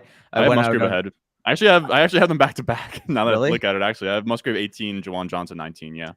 So I went out on a limb, right? So basically, for our bowl predictions video, one of my takes is that both Sam Laporta and Luke Musgrave would finish as top 12 tight ends because the usage of Musgrave in the preseason thus far with the first team has looked like a legitimate tight end 1. He's my tight end 13 in my rankings. I just like betting on young, ascending players that can be the number 2 weapons in their offense. Realistically, tight end sucks so bad that if you're wrong on Luke Musgrave, you're right back to square one with everybody else anyway. Yeah, and like sure. you just prioritize whatever like Taysom Hill type is available on the waiver wire if you miss on Musgrave or Sam Laporta. Also, quick note, I think Peanut Butter also makes a good case. Like if Foster Moreau is cleared and he's fully ready to go for the season, like I do think that he can work into the equation a lot more than people expect. Dude, Taysom Hill is the guy that I wanted at that tight end core. Same. Like because he's going to get used on the like carries and maybe throw the ball a little bit. Like I think he's absolutely the best tight end from the Saints to draft. Yeah. Fuck. Clyde Edwards-Helaire went. God damn it. Damn. Hunter Renfrow went too. Renfrow on the 16th is pretty nice. So Chase so D is still on the board, right? Yeah. Any love for Deonta Foreman? I don't understand why he keeps sliding. I really don't. I agree. He's on the fucking team. I would definitely go Chase Brown over Deonta Foreman though. Chase Brown, absolutely. I can't really get there, but Chase Brown is tough for me. I like Chase. All right, so we got Chase Brown over Deonta Foreman for sure. I'm indifferent. If you guys want to take Foreman first, that's fine, but I would 100% go Chase Brown here. I'm going to bang the table for him being one of these 2 picks. Let's go Foreman, and we'll take we'll take Brown if he comes back. The question I have is, what about the quarterback position? Yeah, we can take Dusty. I mean, it's Russ, Derek Carr. If Purdy or Howell's on the board, I think we should take him. We have Terry, right? They are. No, we don't. With we do. Burrow, I don't know that we need to. You sure, Bush? We don't. I swear we have Terry McLaurin. We do not. No, we don't have Terry McLaurin. What? Do we not in the 5th? No, we do not. Huh. All right, I've taken Deonta Foreman. Oh, we took Swift, right? We took Swift. We took Swift. My apologies. Yeah. I'm cool. If you want to try punting Brown again, we can. That's fine. I'm cool with that. I guess my thing with the Brown, like I like Brown, but like it feels like Evans and Travion Williams also have a ton of steam to have that role. I agree with you, but he's more of like a stash. Like I think I don't know. I loved him coming out of school, and I think Mixon eventually will lose work to other backs in the backfield because I think he sucks. So I just want to bet on the guy that I think is the best back, which is Chase. Chase and Brown. We don't need him to produce for us right away. That's why I like him at this point in the draft. Do we have any But I would lean the quarterbacks, Purdy or Howell, whatever one you guys prefer. I would also be cool with Bryce considering we have Mingo, but I'm down for whatever quarterback. Is there any love for Rico Dowdle here? I actually like that too. I like Dowdle. Early season utility as the number 2 back. As much as I like Deuce Vaughn down the stretch, I think Dowdle's going to open up as the number 2. What happens when Rojo comes back from suspension? I don't even think Rojo's going to be on the active roster, brother. Did he get cut? Well, no, but he's technically on. Any love for Kareem Hunt? I don't like Kareem Hunt, but he is a 14th round pick. I mean, I'm an ADP slave, but he's technically not on the active roster right now. We could cut Kareem Hunt if he just sucks. My vote is Sam Howell or Brock Purdy here, 100%. That's who I want. I don't know that we need a backup QB, but if you guys want to, we can. Just because if you don't think we need up already, I think Purdy would make some sense. Or do we have any stacking options? We want a stacking option if we take a backup QB here. So I would say Bryce or Russ. I just 'Cause we think have Bryce Dolchich. is such a Bryce and Russ are just worse projections than those two guys personally, and I think Russ And is Purdy? gone already too. Russ to me is pretty even with Purdy. Is he gone? He's not. Russ, no. I don't think so. Oh, he hasn't been taken yet. Okay, I would take Russ, bro. We have Dolchich. Yeah, I think Russ. If we were going to take a backup QB, but I think yeah, I think we can also push I didn't know it. Russ was on the board. Yeah. We could also put we could go you just want to lock in Russ. I mean, let's make sure that we don't have overlapping buys. No, all right. So Russ is the pick. We could go variety of ways here. Yeah, I'm down for whatever. My vote would be for a quarterback. Whether dude, any love? All right, I'm gonna not. throw something out last second here. But any love for Michael Mayer here? Any love for Michael Mayer? Does he make it back to us? Is the question. Yeah, I think I would rather just see if he makes it back. I don't think I'm overly invested in it. All right, let's go. I like all right, Mayer, let's do Russ then. So that's the play. I dig that. All right, if then Mayer we have one doesn't, more pick. If Mayer doesn't make it back, can I convince anyone on like a Hunter Henry type? I think Henry's gone. Henry's gone. Okay. Yeah, I think we do want to make sure we have enough just like lottery ticket running backs as well on the bench. That works. With this last pick, we probably want to go running back. I would be open to Mayer. Just I think that he is a smash pick, but it might be overkill. Yeah. So yeah, my league commissioners. So in my home league, my league commissioner and I swapped picks. I was picking 4, he was picking 7. It's a tight end premium, so he traded up to 4 essentially for Travis Kelce, and he's fuming at the moment. Oh my god, I forgot about that. Man, Amir actually he's mad. Wait, didn't the guy in this draft take him at 4? Am I tripping? Go up, Ron. The guy 3, I thought. No, the guy who had Engram had Kelce as well. So maybe I guess like the Engram pick's more validated now. Yeah, geez, so bad, I don't even know. I mean, what the hell is that guy doing, man? 2 rounds ahead of Fryermuth, like it's Anytime you can draft Keenan Allen in round 2 and Evan Ingram in round 6, you got to do it. And Van Jefferson in round 7 9. never fucked up, but the Juju pick's kind of suspect. Yeah, but that's really the only hole I can hammering tight ends like this honestly works in this format. His hero RB options are Sanders, Sharp, Chandler, Clyde. Like that's sweet. Wait, Sir King Jared has him in the what's it called? Sir King Jared has Kelce in the list. Who the hell is Sir King Jared? Jared Tomer. He's one of our OGs. But ML, I get that it's a tight ML, I get that it's a tight end premium, but at the same time, it's like if you already make the bet on Kelce at the 104, why waste another pick in the 6th round when you're still behind the 8 ball at running back and wide receiver? Yeah, I don't mind getting a good tight end like round 10 to 15 to go along with Kelce because it's tight end premium. But like, I'm not spending a top 6 round pick on another tight end. Like if you want to go like Laporta or like Musgrave or someone like that, and you get a young tight end with some upside behind him, I don't mind that. I think you can make the case in tight end premium. You can make the case. I don't like the bully tight end builds, but if you wanted to go like Pitts and above, you know, if you somehow had a build where you had what he took Kelce early, like if you somehow had a build where you took Kelce, Hurts, and then you wanted to stack Hurts to Goddard, like that would be pretty sweet. Just because like it is, I've seen dudes, man, this is a 2 flex league, dude. I've seen dudes like win leagues with like last year with like Dolchich in one of their flex spots, and they just had, or like I've seen guys run like 2 tight ends in their flex spots. Like you can kind of like when bye weeks and injuries hit, you can kind of just shove waiver wire tight ends in your lineup. And ML, I do agree that there is a tight end premium and there's 2 flex spots, so it is viable if you get the right price. It's just Engram in the 6th. Yeah, that's just on a micro level I disagree with. But if Pitts fell in your lap there and you already had Kelce, I think you can take Pitts and just real quick. Nevin actually made a good point in the chat. He said Team 7 is how you draft. We all agree that Team 7 is having a really good draft thus far. Yeah. Some Nevin it's funny. It's funny. Like Nevin everyone's love. like, it's a 0 RB team. It's the nature of what we drafted. We like, it's just, this was, I mean, like if I imagine our answer, like we all have the same thing where like 0 RB is viable. And if you do it well, you can execute it. But none of us go into a draft and are like, this is going to be a 0 RB draft, or this is, 0 RB is the best strategy. It's just like, we pivoted. We took 3 straight wide receivers. Casually. Yeah, we did. Jesus, yeah. I think we're kind of buffoon league mates right now. I guess we are. I mean, maybe Nevin has a point. We walked into 2 dead zone running backs with Burrow. Yeah, we did. With JT and Swift. We did. I mean, shit happens, I guess. To be fair, it's right after the dead zone, though. Najee says Team 5 is nuts beside that Jalen Warren pick. I actually really like the Jalen Warren pick. I got to see the. Oh, God, I hate the rest. No. Except for Najee. Jalen Warren 905 is rough. Pick, Jalen Warren to Najee to handcuff himself. There it is. Oh. That's okay. Beautiful.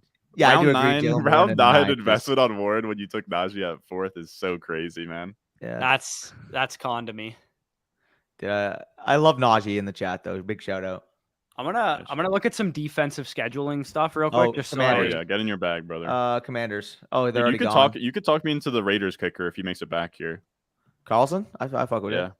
I honestly don't mind just going defense and kicker at these next 2 picks. Yeah, I was gonna tell you the that 2 of these last 3 have to be defense kicker. The order of you guys want to do them doesn't really matter. So, Chase B still on the board, so that would be my vote for our last player pick. James, are you team 5? Are you actually? I am curious. Is he team 5? I highly doubt that he is. Is he trolling? He's likely trolling. Let me take a look. Team 5. No, it's Ollie. So beats practice any day. That's insane. Has the Browns defense been taken? I'm gonna say no. According to this, they are the easiest strength of schedule defense. I mean, they also have talented playmakers on their defense as well. So, yeah, fair. Blow off the what you got? What? Wait, Bush, you're saying there's no defensive kicker rankings in the manifesto? There is, brother. There is. Wait, you actually ranked like haven't adjusted them since like July. I backed that, bro. I couldn't be fucking bothered, bro. Holy shit. Wow. So Sebastian is team 13 in this draft, so big shout out. Dude, what's up with these guys taking 2 defenses, man? Like, you guys need to chill. It's Boomer Central on FFPC, man. It's a beautiful thing. They love it. Wait, is that no? Okay, no. The guy who went 18-7 only has 1 fair. Who else? I also just love targeting defenses with good offenses. The Bengals defense is available. Chiefs defense gets a little bit of a bump too. So this actually, it's quirk. I wish I told you guys, but it's not a huge deal. The Thursday night game, you can start players in the Thursday night game, and then you can take them out on Sunday if you'd like to. So you get like a free look. Whoa. So like KC defense, you can start KC defense, and if they suck, you can take them out. And then Saturday waivers, you can get another defense and drop KC. That's kind of OP as heck. Yeah, no, it's sort of wacky. Just defense or all positions? No, all positions. What the hell? You can start anybody in the Chiefs Detroit game and then take them out, I believe. I'm gonna read up on that, but I think that it's 100%.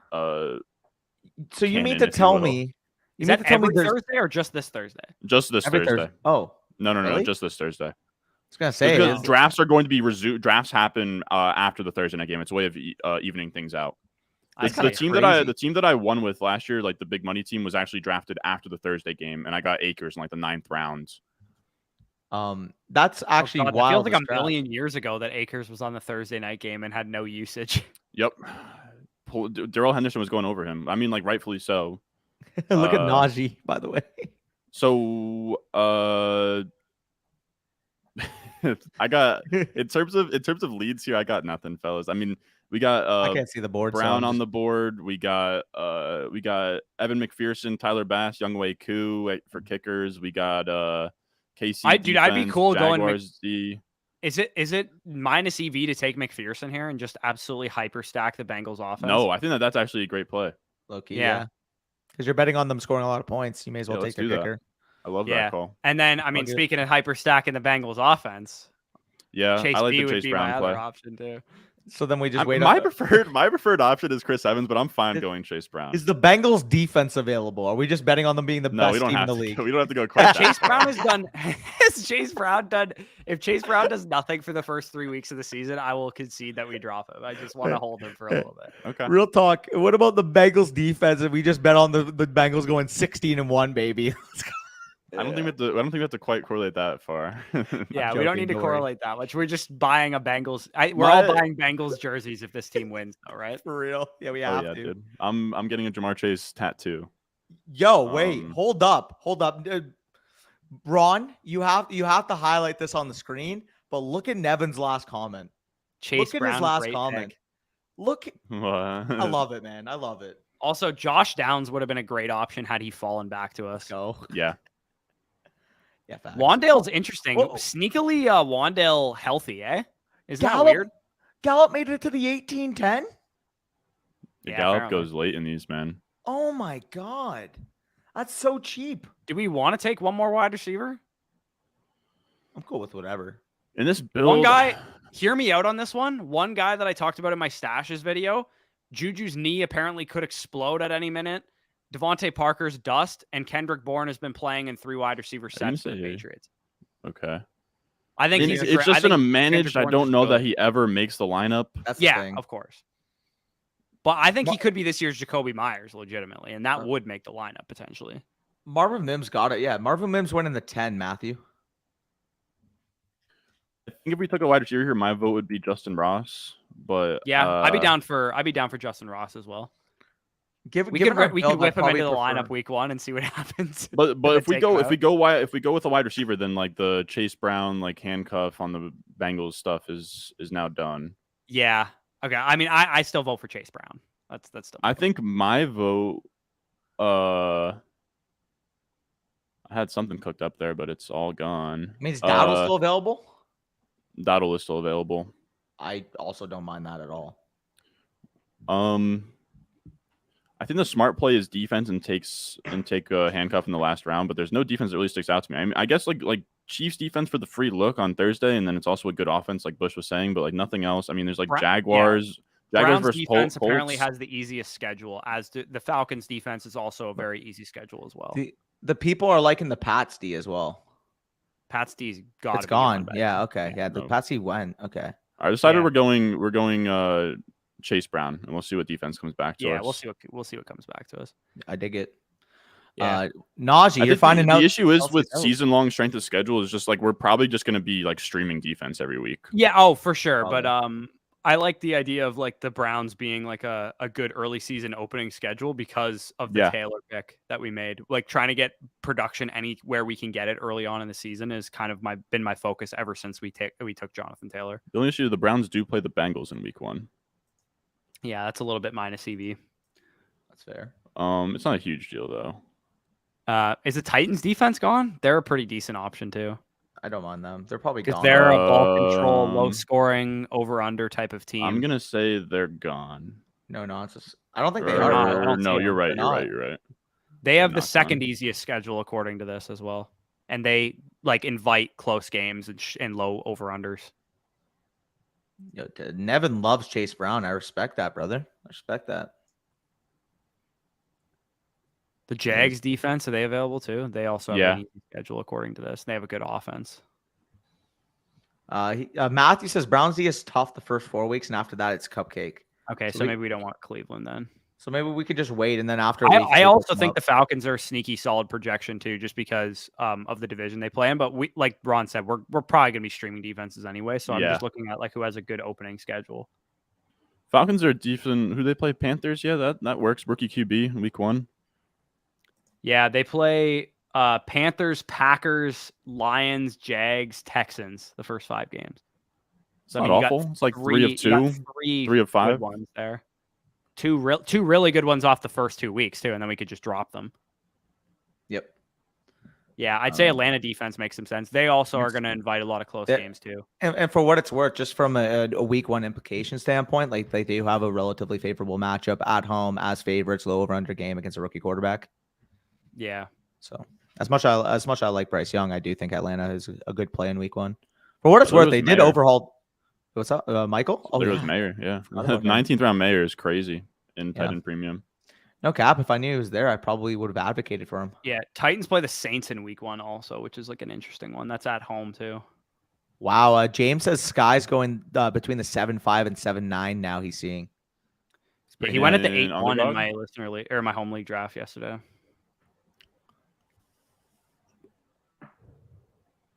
What about Pittsburgh's defense? Are they taken? Yeah, they have been. Yeah, they have to be. Yeah. I mean, I know our team kind of sucks, but the Bucs defense is a decent option. But they have the Vikings week 1, so we don't want them. But they're just a good option just because they're an aggressive defense and they blitz a lot.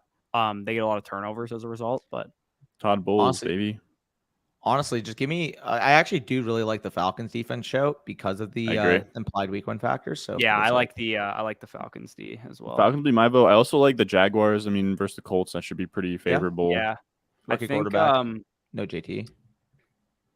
Who else is just a good defense this year that I think can break out? Bengals D around. I mean, like I know, Bengals. I know Bush. I know Danny was saying because of the stack, but I think they actually have. I mean, like versus the They're a good Browns, like should be defense. decent. They are a good defense. Yeah. It seems that they have a sort of an easy schedule to start. And for what it's worth, like they were the only defense in the playoffs that really posed a challenge to Patrick Mahomes. I don't know how much stock we're Whose taking defense into is that. this you're talking about? The Cincinnati? Bengals. The Bengals, yeah. Yeah. Yeah, Cincinnati has Cleveland, Baltimore, Rams, Titans, Cardinals the first 5 games. Dude, outside of Baltimore, that's fucking money. Yeah, that is pretty money. And then they have the Seahawks bye week, 49ers, Bill. Yeah, after the bye, it's pretty shit. But pre-bye week, it's pretty good. Yeah. So there's hype, right? Or I don't know. So, like Underdog account tweeted, like, show me where Kelsey's getting drafted in your drafts. Like in best ball, I'm not that scared off of Kelsey. I think I'd still take him at like the 1-2 turn. Yep, for sure. Is that a crazy take? Like I think I am a little worried for an old player coming into the season already injured, I will say. But yeah. I honestly I was already pretty low on Kelsey to begin with. Not like because I think he's gonna be bad or anything. I just think the rate at which he needs to return is really high for him to be the same value over replacement option that he was last year. So even if Mark Andrews is closer to him this year, it would still make Kelsey a bad pick through no fault of his own. Yeah, well, exactly. And it's funny to me because obviously he had that breakout year last year, but the entire tight end landscape basically fell off a cliff last year. We're on the board. I think my vote is Falcons D, but I'm cool Falcons with or Bengals. whatever. I would say Falcons or Bengals. I have no preference as well. Ron, you're the decider. Let's just keep rolling with the Bengals here, man. We are Bengals. Let's go. We are the Bengals. Just gonna quote tweet this draft. Just disclaimer: we are the Cincinnati Bengals. I love it, dude. I kind of love it. People are gonna. I think the comments are gonna hate this team, but I think this is a well constructed 0 RB team. With like, dude, if this team starting lineup gets Jonathan Taylor for the stretch run, and we can get one of Elijah Moore, Bateman, Mingo to pick up the last bye week slot, like we're cooking. If we can legitimately Swift, Mostert, A-Chain, Kendre, one of those guys can work in periodically as our RB2, we'll be in really good shape. And I think honestly, like we get a breakout season from Swift, like this is curtains. I think if we can get through the first 5, just like treading water, like 2-3, 3-2 through the first 5 weeks. Once Jonathan Taylor starts hitting his groove, I do think that week 6 on, we could be potentially like, I don't want to say undefeated, but we could definitely be up there. I'm currently setting us up for week 1. I didn't really have. I thought they were gonna do it for us. No. I'm putting him into the lineup right now. I'm gonna be honest. This is a boomer site, guys. You guys are gonna see what you got to work with in these streets. I mean, this is hella boomery. Look, fellas, you get into these draft boards where people are going to be taking crazy where they're taking Najee early and they're taking Ingram when they don't need to, but you pay the price with the interface in these things. Oh yeah. Yeah, facts. I mean, if we take down the grand prize, I don't think it'll be too bad. Oh no, I mean I pay the price. I'm just letting you know this is not sleeper. This is this is boomer central. But there's no team for week nicknames 1 on this site. I will say, just looking at the lineup right now, I'm pretty excited. I agree. Like, dude, if we get 4 game, the ideal scenario is we get 4 workhorse performances out of Raheem Mostert, and then Devon A-Chain takes over, and Jonathan Taylor comes back. Bro, everybody in the comments are now they're calling us the Cincinnati Dolphins and the Miami Bengals. I love it, man. No, this is a fun team, dude, and this is a nice I don't think I've done a pure 0 RB to this extent this offseason. So this is actually, I mean, as much as we put a good chunk of money into it, but it is a good case study, because if this thing wins big money, like all of us will be using this in 0 RB videos moving forward as the blueprint. Hey, how our $2,000 0 RB team won $1 million. What's the grand prize for this league? $1 million.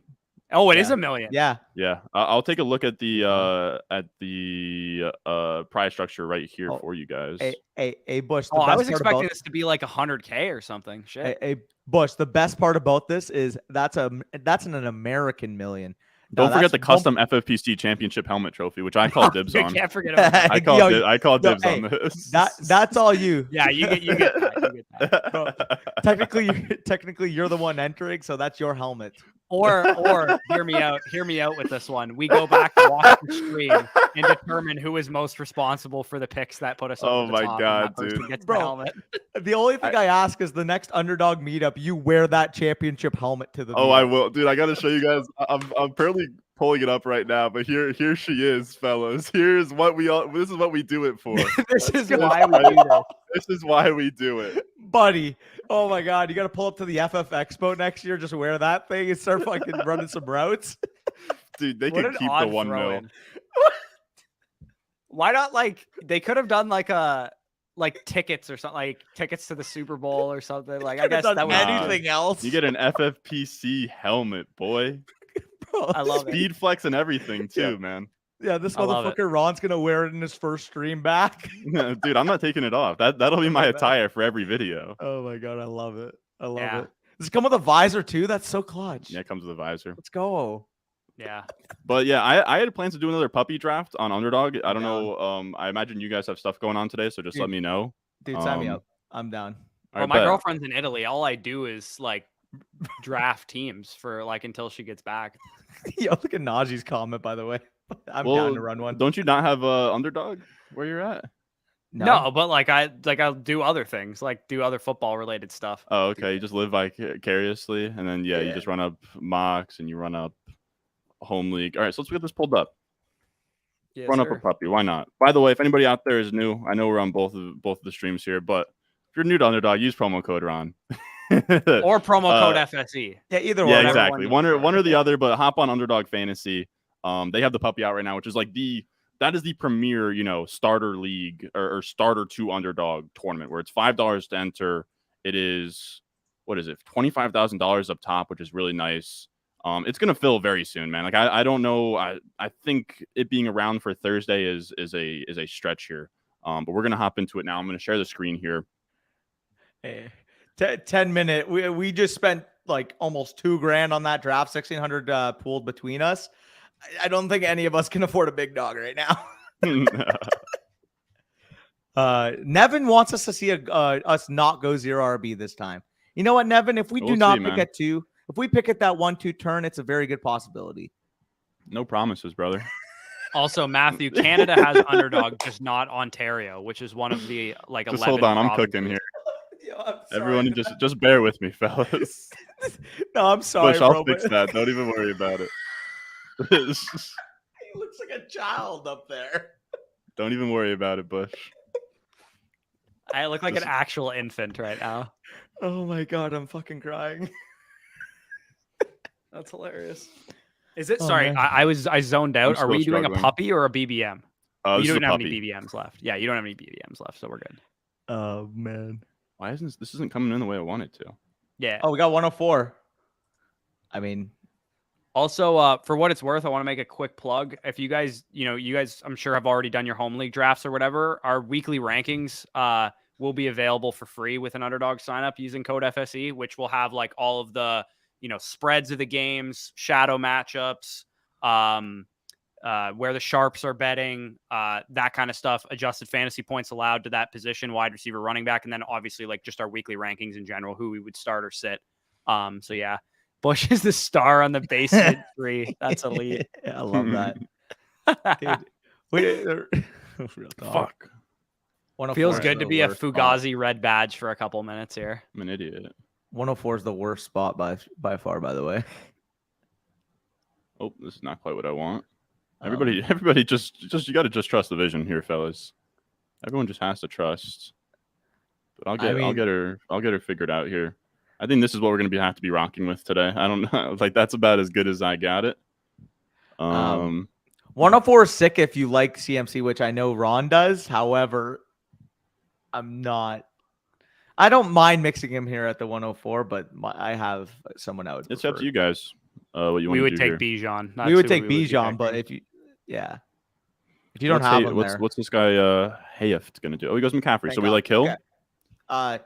So like we like Bijan or Hill, whatever you would prefer here. But I have Bijan at 3. Dude, Corey give me has the Bijan at FSE 3. special, bro. Give me Bijan. I'll give me a different texture on the board with Bijan where we get like 2-3. We don't love the 2-3 turn, but maybe the 2-3 turn is what you need this year. Who knows? Amen. I'm going to go take a piss real quick. I'll be right back. Hopefully, I don't have to make the turn pick from there, but Go for it. give me 2 seconds.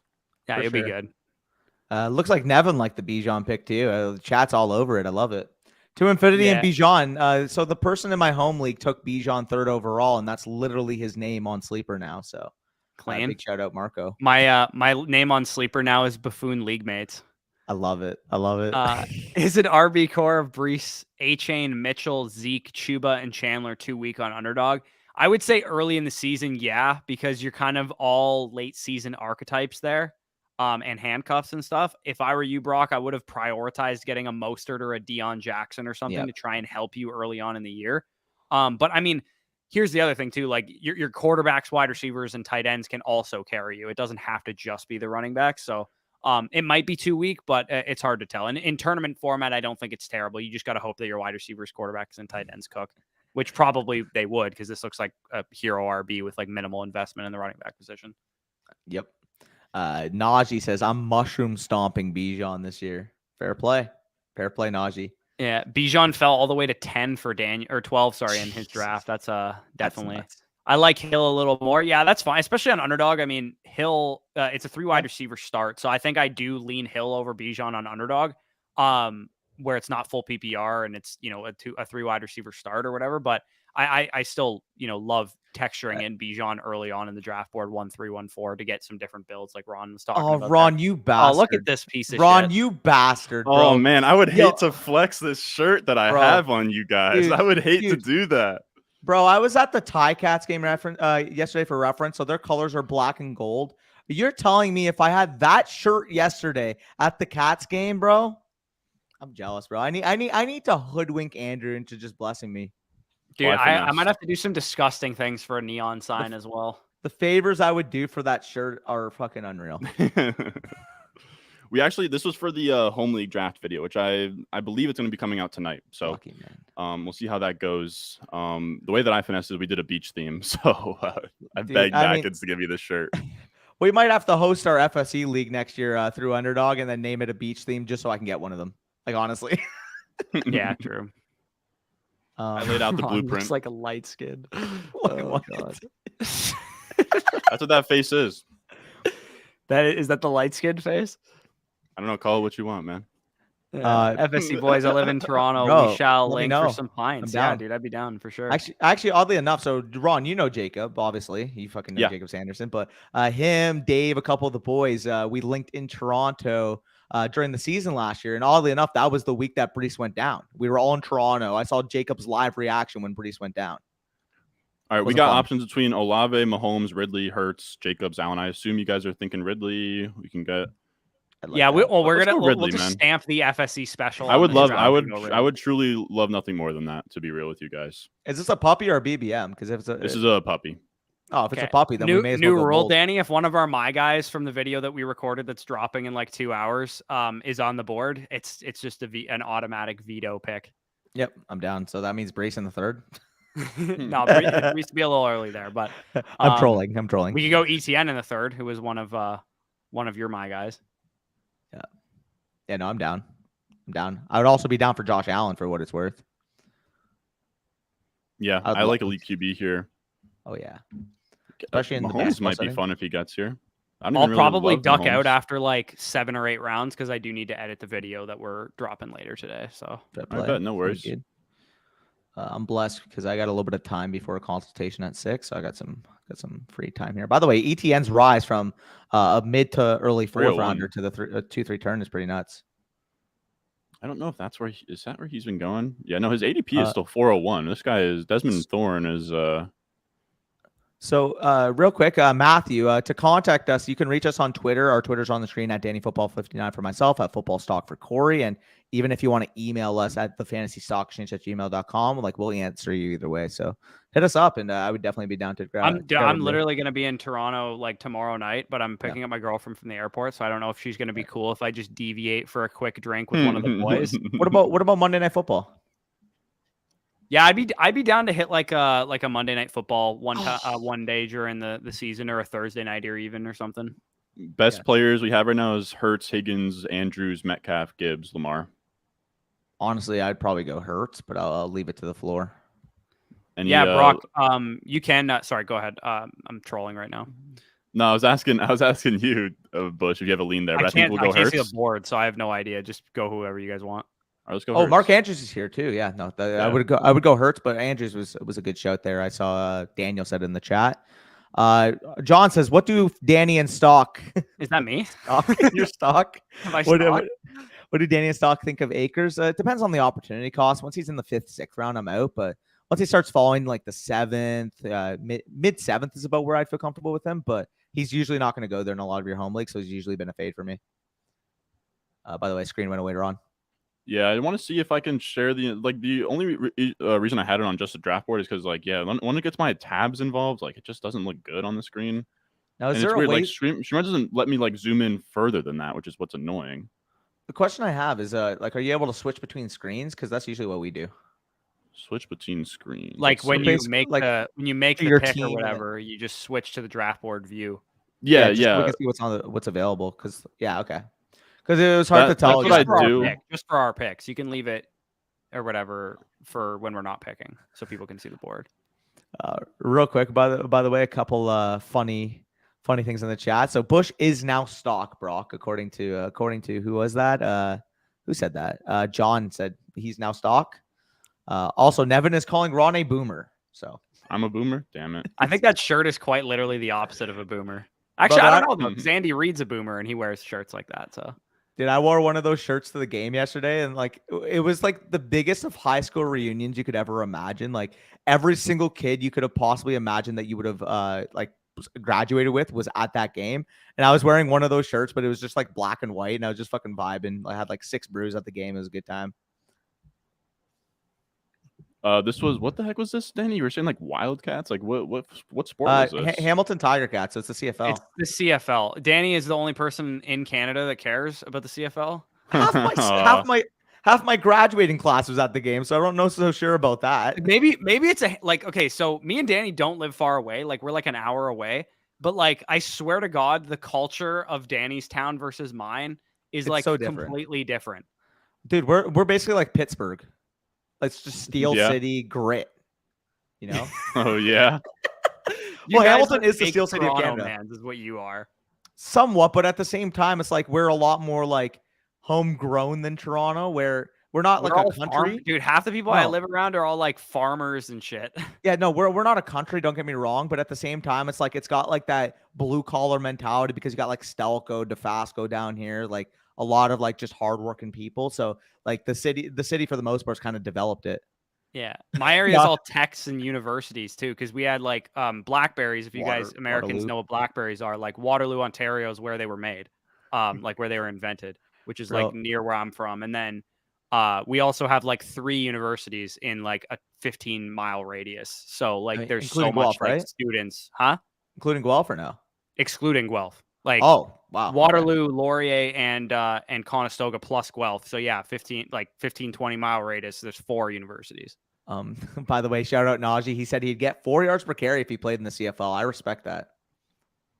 Look at that. I've been quiet because I've been cooking that up for the last 5 minutes, putting us on the left side here. But here we are. What do we think, fellas? What do we think? Definitely not where we're at. Do we want to double down on the Falcons here and go London? London, Ayuk, or Williams, whatever you guys want to do. I'm down for any of those. My vote's probably London. If you guys are game for that. London.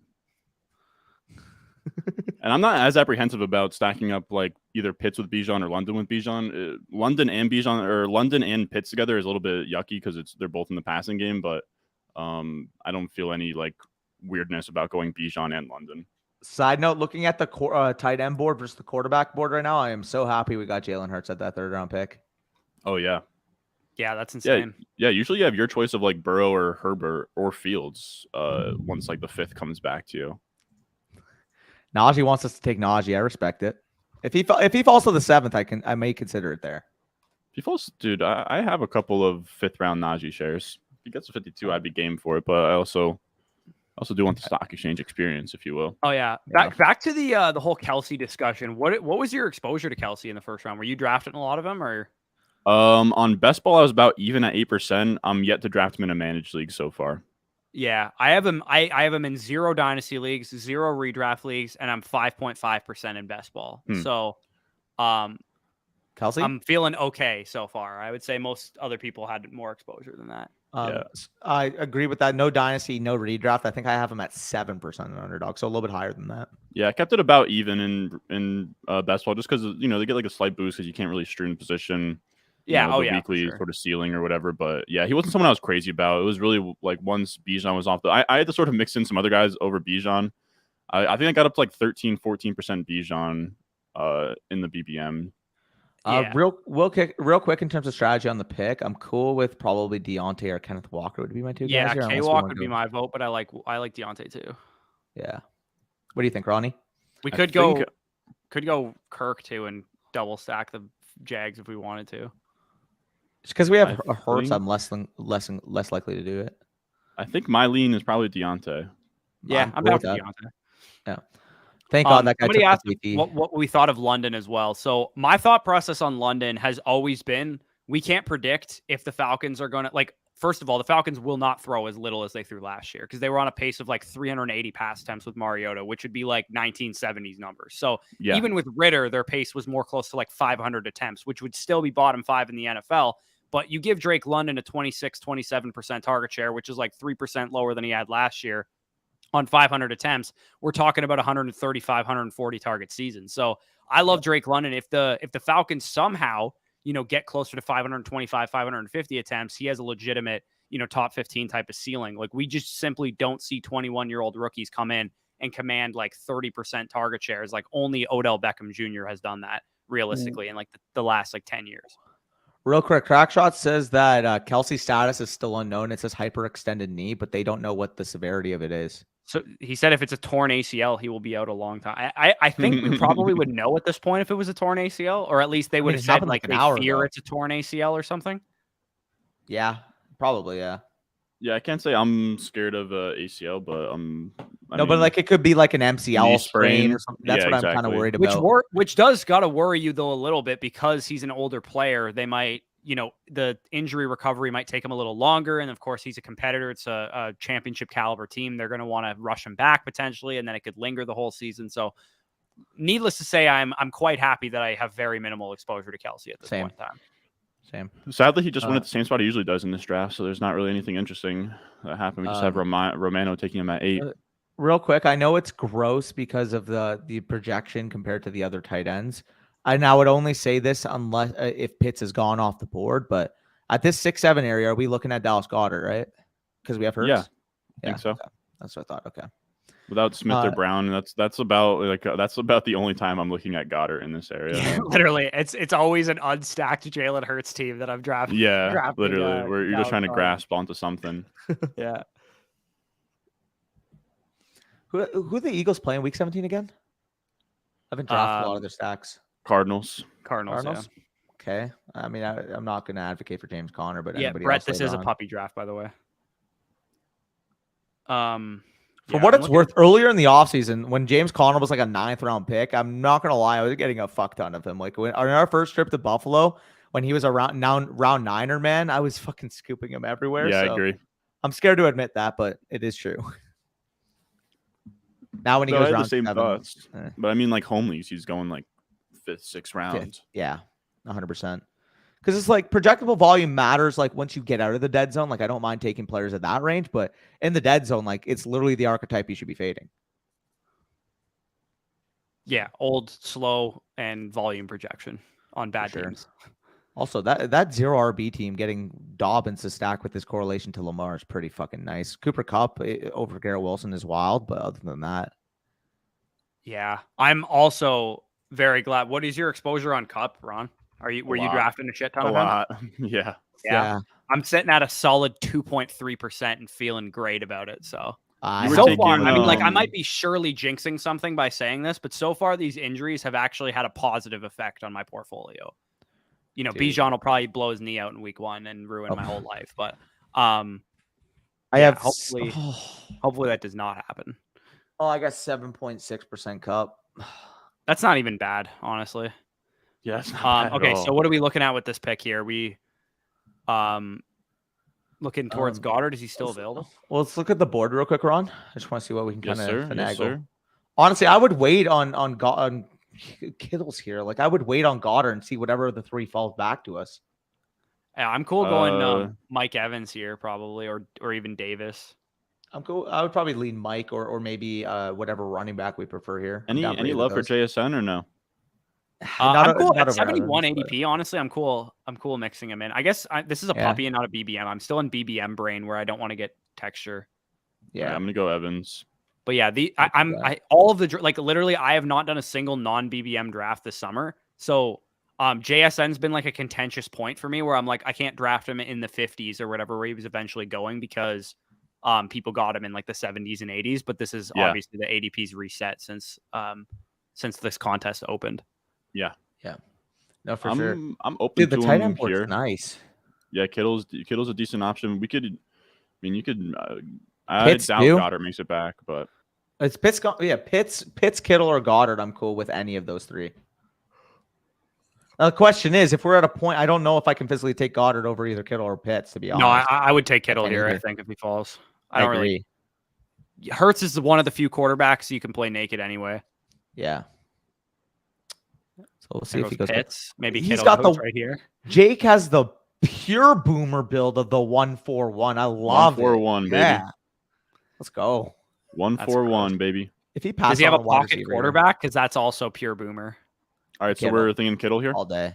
Yeah, Kittle's all day, dude. That's such a Seventh good round value. Kittle in a best Currently, my balls second insane. highest rostered tight end in Best Ball Mania 4. I'm 18%.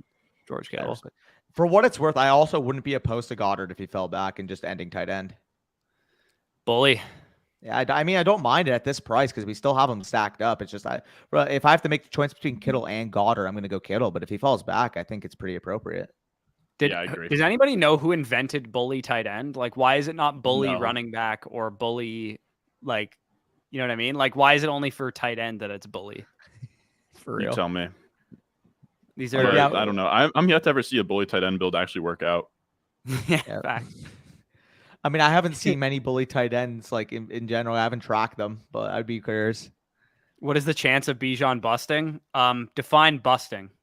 Yeah, I would say, define busting. Outright busting, 10, like losing. The way I define a bust is losing 10 or more spots of ADP. So he's going off the board like RB3, outside of it RB1 territory. I would say very, very low. Hey man.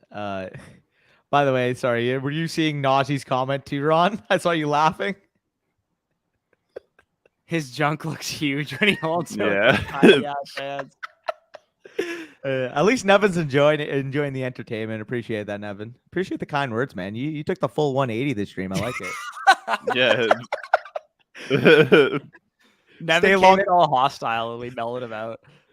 Stay the whole stream and just become avid enjoyers. I love it. We have a spa type effect on people. Facts. What is going on with this board right now, dude? Like, this is fucking pretty wild. Yeah, dude. If I show you guys my if I show you my cup, it's not great, dude.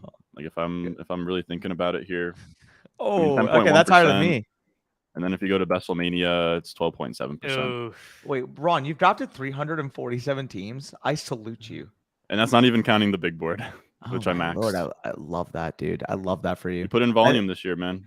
For what it's worth, if we were in a fucking legal state right now, I would do the same thing. For the record, so I'm at overall 176 contests. For not living in an eligible state and doing that solely on my trips out, I am pretty happy with that. Also, Hi, Maria. I see you in the chat. This is a dumb question, Bush, but can you draft teams in Toronto? No, you cannot. Ontario is the only province you cannot draft in. So if you go to Quebec or Alberta or like other provinces, you can draft, but unfortunately, like 90% of people live in Ontario. So yeah. By the way, Nevin says a joint changes your mood. I completely agree with you, brother. That's a good way to look at it. yeah. By the way, why are the quarterbacks now just like? Why is Averich and Kirk an 8th round picks? What's going on? I'll Look, man, we starved them out. can't draft teams in LeBronto. Just made me laugh. This is Smash Guy, right? If he's here, this is Smash Guy.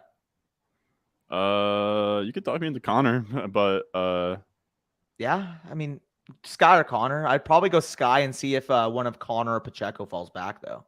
I just knowing like that Connor these for guys the have- bring back on Eagles. Yeah, I like Connor for the bring back as well. I like that. Yeah, I could be talked into that. And if we miss out on Sky, potentially going Bateman. Yeah, let's go Connor. Yeah. Like in a hero RB build, like getting a guy like Connor, I mean, 12 picks past ADP, damn near. Yeah, and it gives us correlation too.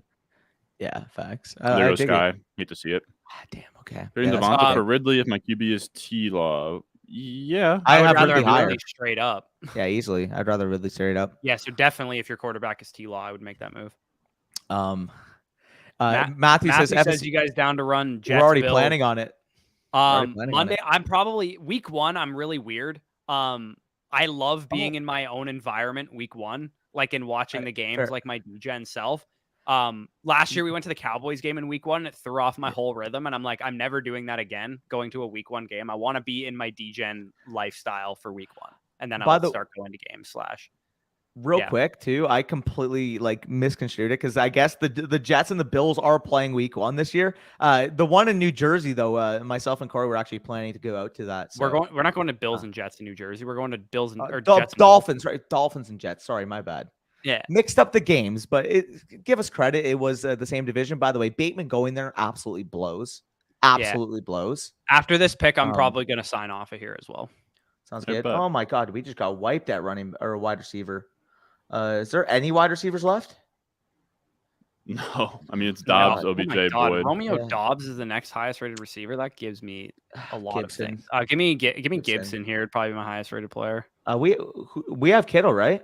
Yeah, we got some... a little week 17 there. Yeah, cool. All right, fellas, I'm gonna sign out of here. You guys continue to hold it down. Gotcha. Appreciate you guys joining us at 5 o'clock or so. We will have our me and Daniel have our My Guys video if you guys want to check that out if you're listening right now. But yeah, I'll talk to you guys later. Take it easy, brother. Peace out. I'm excited for this team, dude. Najee says buy stock. Yeah, this team is low key kind of gas. I'm not gonna lie. Would have been nice. I was talking about the FFPC one, but yeah. Both of them are good, bro. I can't see that. We manage that in season, rooting for it. That should be fun. Yeah, it'll be blueprint fun, to 0 RB. Honestly, content-wise, that's kind of the best way that could have gone, but we'll see. Well, exactly, because we did quite literally the prototype blueprint 0 RB build, right? Because I mean, technically we deviated in the dead zone, but it was for a guy that can give us elite upside once he comes back with Jonathan Taylor. So exactly. And I guess technically, Swift is still a dead zone back, but really his profile is not that of a prototypical dead zone. It's not like James Conner. I've sort of used a rule of thumb recently that I think it's more around 4th, 6th is kind of what you're looking at with the dead zone. Swift to me is right after it. Makes sense. But yeah, and especially in 0 RB builds, in a perfect world, you're still sort of taking a stab in the dead zone. Most, it's kind of how most of them work. You could take a guy in the 5th or 6th, like a Dobbins falls or something. Super chat from Ryan was gonna take Kelsey with the 101 and 8. I'm assuming that's 8-man PPR league, 2 flex. Now, if he makes it back to me on the 2-3 turn, would you go Kelsey to pivot? Still go Kelsey. Yeah, if someone made it back to you in an 8-man league, I think you probably got to take him.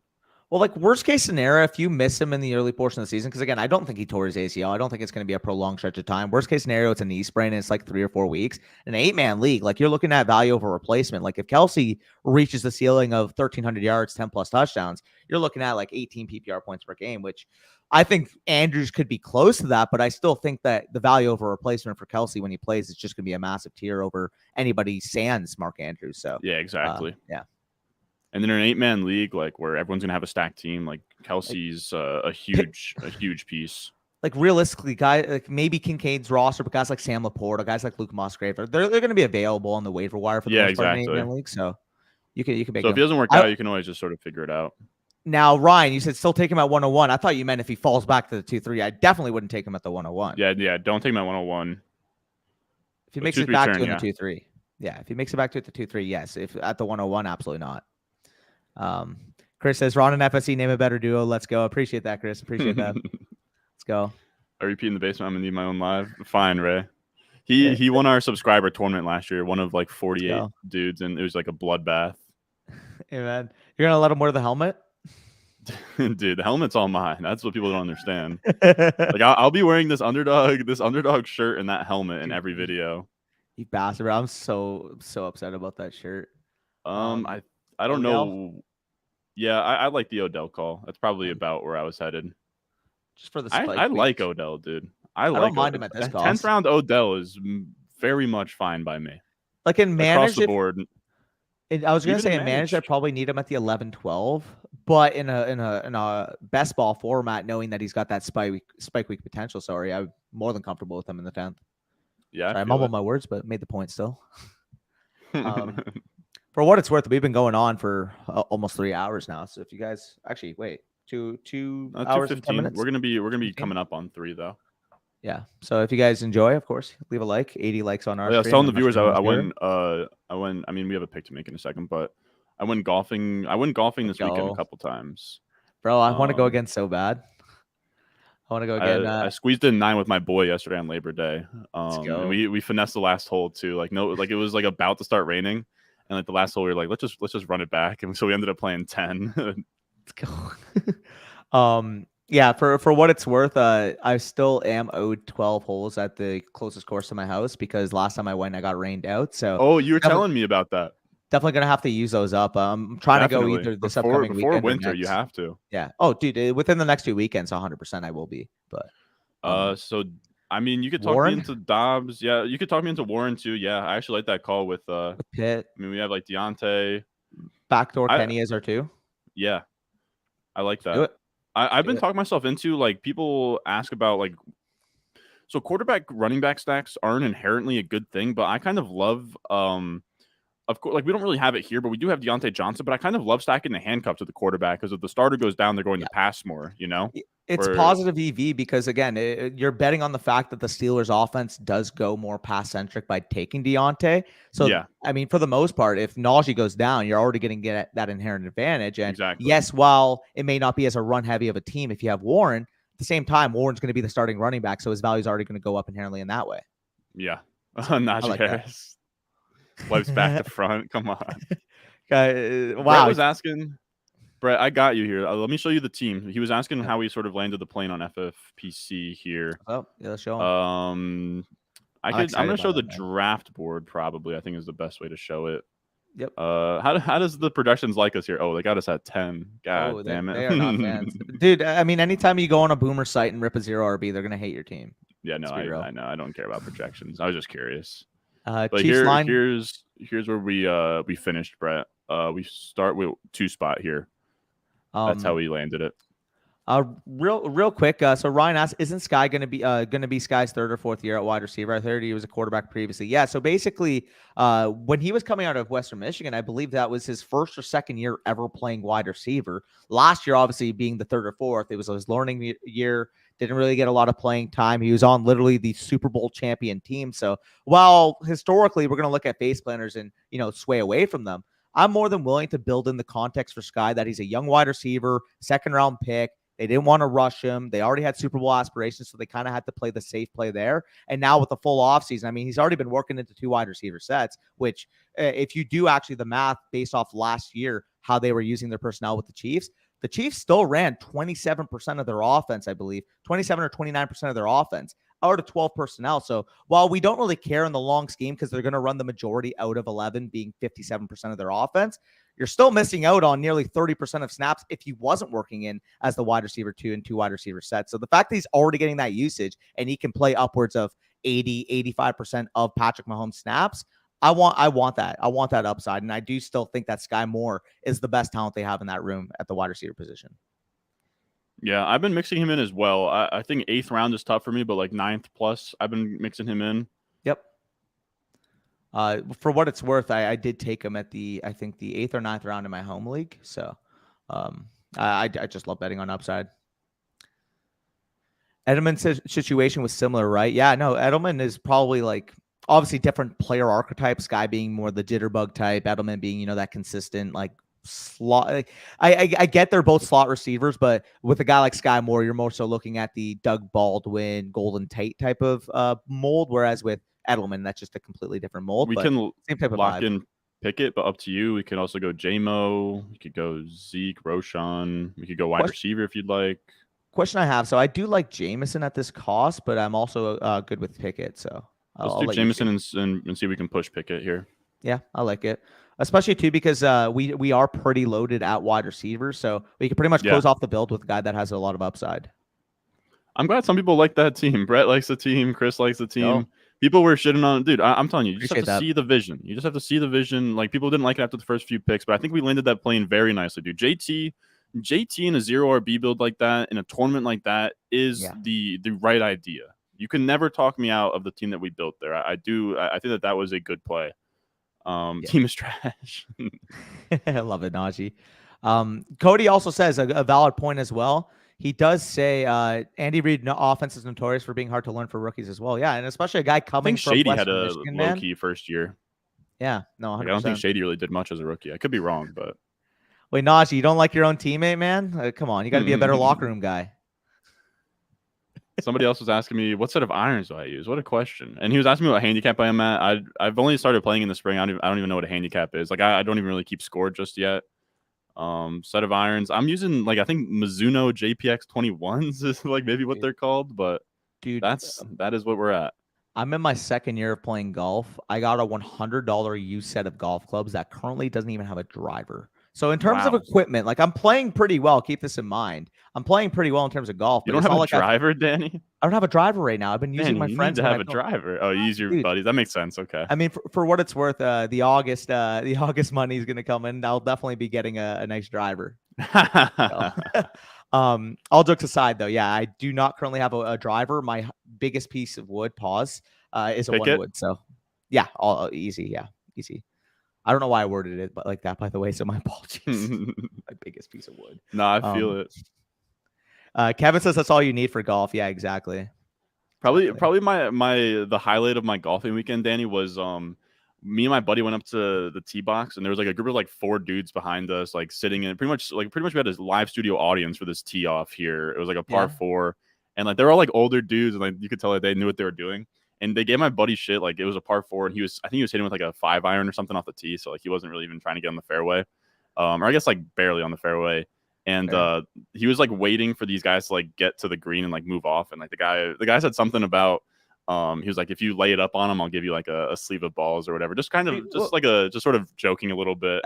I was in your stream when you explained that, and you fucking nailed the shot. Yeah, and I after he shanked his horribly, so I had to just step up. And I had to clutch it. But yeah, I got like a nice drive onto the fairway from the tee box. So good shit, put something on tape there. So dude, I had to get the get back from my boy, dude. It would have been down horrendously if we had to just like throw balls onto the fairway and just sort of take the cart and drive away. Dude, for whatever reason, I'm like super volatile when I play golf, where I'll hit a lot of like good shots, but I'll also have some complete nightmares. So this summer, like the 2 that stand out to me. So I once nailed the drive like a good 250 to 300 yards straight, and I felt good about that. But the ones that like, because anybody could hit a drive if you can aim yourself right. It's about like, your skill shots, I would personally say. Like obviously driving is a skill, don't get me wrong, but it's a lot more luck based because I'm a beginner rather than like I'm going to aim it down the middle every fucking time because my mechanics are just so far off right now. In terms of shots, I was actually able to control. So I was able to chip on a par 4 in 2 shots. So I was pretty happy with that. I could have set myself up for birdie. And the other one, I hit a 20-foot putt. So I was fucking excited about that. I suck on the green, dude. Dude, it's crazy because like I'm obviously very inconsistent on the green, but like for being in the second year, like I don't technically like track my score every game because especially when I get some drinks in, like I lose track. But I will say like if I can get to like at least bogey level consistently tracking, like by next year, I'll be pretty happy with that. And then once you're at that level, then it's incremental. Like what can you do to eliminate some shots? Like what can you do to not take the risky path? But also level is still like you're like breaking 90 there, right? Or like just about breaking 90. Yeah, like that will be the goal. And of course, I got to start tracking my score more consistently and being like completely honest with it. Because I mean, sometimes I'm sure you go with a group of people, like you feel like people are rushing you, this and that. You'll just give yourself some gimmies. I'm like, okay, I got to make sure like that's not the case anymore. Like I got to earn every single score that I have. No breakfast balls. Amen, bro. Dude, for what it's worth, last year when we first started, it was just all scramble. It was all best ball. Like we didn't even play on our own because we did not trust our own ability. And now we're starting to play by our own scores, which is nice. Yeah, that's sweet. I'm not quite there yet, but I'm coming, dude. Oh, it's comes with time. The game's coming along. Just know that. For sure. By the way, is this like Zeke's interesting here? I was just gonna say, like, is this like the cheapest Zeke share at this current market? Yeah, and it's a puppy, so it's like there's none of the BBM where everyone got cheap Zeke. Like I'm fine going Zeke if you want to. We could low key close off running back if we go Zeke too. Yeah, let's go Zeke and sort of see how Maybe the a rest of tight this end on goes the way here. back. For what it's worth, what are the tight ends after Everett looking like? Seeing all those guys go off, because we only have one right now, so we could go Everett. I think Yeah, I Everett would like be that the call if favorite. he gets there. Yeah. The only question mark is Mr. Easy only has one tight end. Well, he does have Derek Carr, so he could go Taysom. The big controversy was FFPC. I mean, we just drafted on there, but they have a rule where because Taysom Hill's designation got changed in the preseason, they have now retroactively changed his position in every single league to quarterback. So if you draft him as a tight end, he's now a quarterback, which is kind of insane, to be honest. Especially they do that. Dumb. They do that in their best ball leagues too, which is like even more heinous in my opinion. I mean, I'm not really getting the shitty end of the stick there, but I do feel bad for those that are. But yeah, that's the other sort of downside of the boomer sites is they just have dumb rules that they've always had, and just because of precedent, they just keep on reinforcing them, even though, like, even if they don't make sense. Like that was like Davis Maddock called them out today, and like everyone was ripping apart FFPC, and they were just like, we've had this rule for 10 years, like we're not changing it. It's like, yeah, dude, you guys had like a 35-person tournament until like 2015, you know? Yeah, no, that's actually ridiculous, especially if people already put in the buy-ins, man. You can't do that. Yeah, in best ball, that's brutal. Like, because drafting Taysom Hill is a guy you thought was going to be your last tight end, and now, well, dude, there's let's go Everett, right? Yeah, Everett all the way. Yeah. Like, dude, just think of it like this, right? So, like you said, what if there's like a Kelsey or an Andrews team that completely punted tight end too, and now just doesn't have a tight end too because Taysom Hill is just a quarterback in the. And imagine they went like Mahomes and a backup, and now they have to 3 quarterback build on an elite quarterback team just because of a preseason designation. That's ridiculous. Because your own site fucked up the projection of his position. We got to suffer. Okay. Yeah, I agree. So it should just be what it was, like at the time that it was drafted. I mean, isn't the easy solution to that he played tight end snaps this year or last year? He's getting designated as a quarterback this year by the Saints. Why not make him? I don't know how doable this is on the site, but why not make him two position versatility then? If you're really going to do something, yeah, you know what I mean. I agree. If you had him at tight end, just add the quarterback spot to his available positions. Then it's not a hard. That'd be an interesting tweak for best ball, but I don't think it would really matter a ton. Because like how many players actually fit that designation is probably just like Taysom Hill and maybe like 2 guys in the league max. But I mean, for what it's worth, Taysom Hill's value, Loki would go up a little bit in that type. People were saying in the comments too. Imagine, like, of course, this is sort of not likely, but imagine Arthur Smith is like wiling out and he's like, all right, Kyle Pitts is going to be listed as a wide receiver on the depth chart, and like everybody drafted Kyle Pitts in tight end premium. And now he gets relegated to wide receiver, and you just have to live with that. Like it's a crazy rule that, I mean, this Taysom Hill thing, hopefully they look into changing it and they don't just say, oh, we've had this rule forever, we're not changing it now. Like it's a bad rule, y'all. Like that's sort of what it comes down to. But dude, it's actually a mess. Like now, what are the rules? That has to happen in the preseason, or like what if in season, like Arthur Smith decided to do something like that, or the Kyle Pitts teams that literally were drafting on the information in the preseason now dead, or what's up? Like, yeah, exactly. It does make no sense. I mean, we'll see. I wonder if they've said anything since. I know, dude, they were getting, like, I'm telling you, these ratios on Twitter, dude, like 4 likes, like 59 comments was something like I saw out there. Like, yeah. No, 100%. It's not ideal for them. Not a good look, especially considering the fact that as a consumer like that, like, or not as a consumer, as a product like that, you like your goal should be making it so much easier on the consumer, and that's what you're gonna do. Like, you're gonna lose a community of people that were diehard FFPC people. They're gonna be switching over to other sites just because of that. Yeah. So people have been people have been ripping FFPC for years. Yeah, FFPC is a 16-year-old standing rule to change his positions before NFL season based on official changes by the NFL teams and never after the season starts. Yeah, that's wild. On the bright side, at least it won't affect in season. But yeah, that's fucked up. Yeah, it's very. Yeah, you just hate to see it. Did you see my setup for my home league draft yesterday with the boys outside? No, I did not. So I tweeted it out, and it was just happy drafting, gents. It's just a blunt with the screen and a couple of the boys all around the table. But I tweeted it out. I'll DM it to you, but shit's funny. That's hilarious. I sent it to you on Twitter. Yeah, take a peek at that setup. Travis Kelce thoughts. So we've been talking about this for a while, saying, but it just really depends on the injury. I would say like worst case scenario, you're looking at like an MCL sprain. You're looking at some type of knee sprain where it's probably a few weeks. But best case scenario, it's a hyperextension. Maybe he misses Thursday, but he should be back for week 2. But in terms of like if you have your fantasy draft tonight, like I would still feel comfortable taking him at the 109 to 112 area in your draft. I would prefer, a couple of the wide receivers ahead of him. Like I've already had CeeDee Lamb ahead of him. I've already had Austin Eckler ahead of him. Like if you want to argue him, I would still take him over like Garrett Wilson and Amon-Ra. But if you wanted to argue those guys, I could see it. But yeah, I would say 109 to 112 would be appropriate. But I mean, that's just more a structural take for me. I wouldn't take him top 8. How about you, Ron? I know you're a little bit higher on Kelce. Yeah, I gotta see more information on Kelce. Yeah, that makes sense. All right, so we're up here. Do you have? We could go Michael Wilson for the Arizona Eagles stuff. I don't think I don't know why I have QB queued up here. We really need running backs and wide receivers, and I don't really know that we need wide receivers or running backs. I mean, I'd back it. So we're closed off at running back, right? Okay, so yeah. I'm good with Wilson or Renfro, whoever you prefer. I'm good with Wilson. Wilson relation. Yeah. We do this probably has to be a Quez Watkins team, to be honest. We don't have any Philly. Yeah.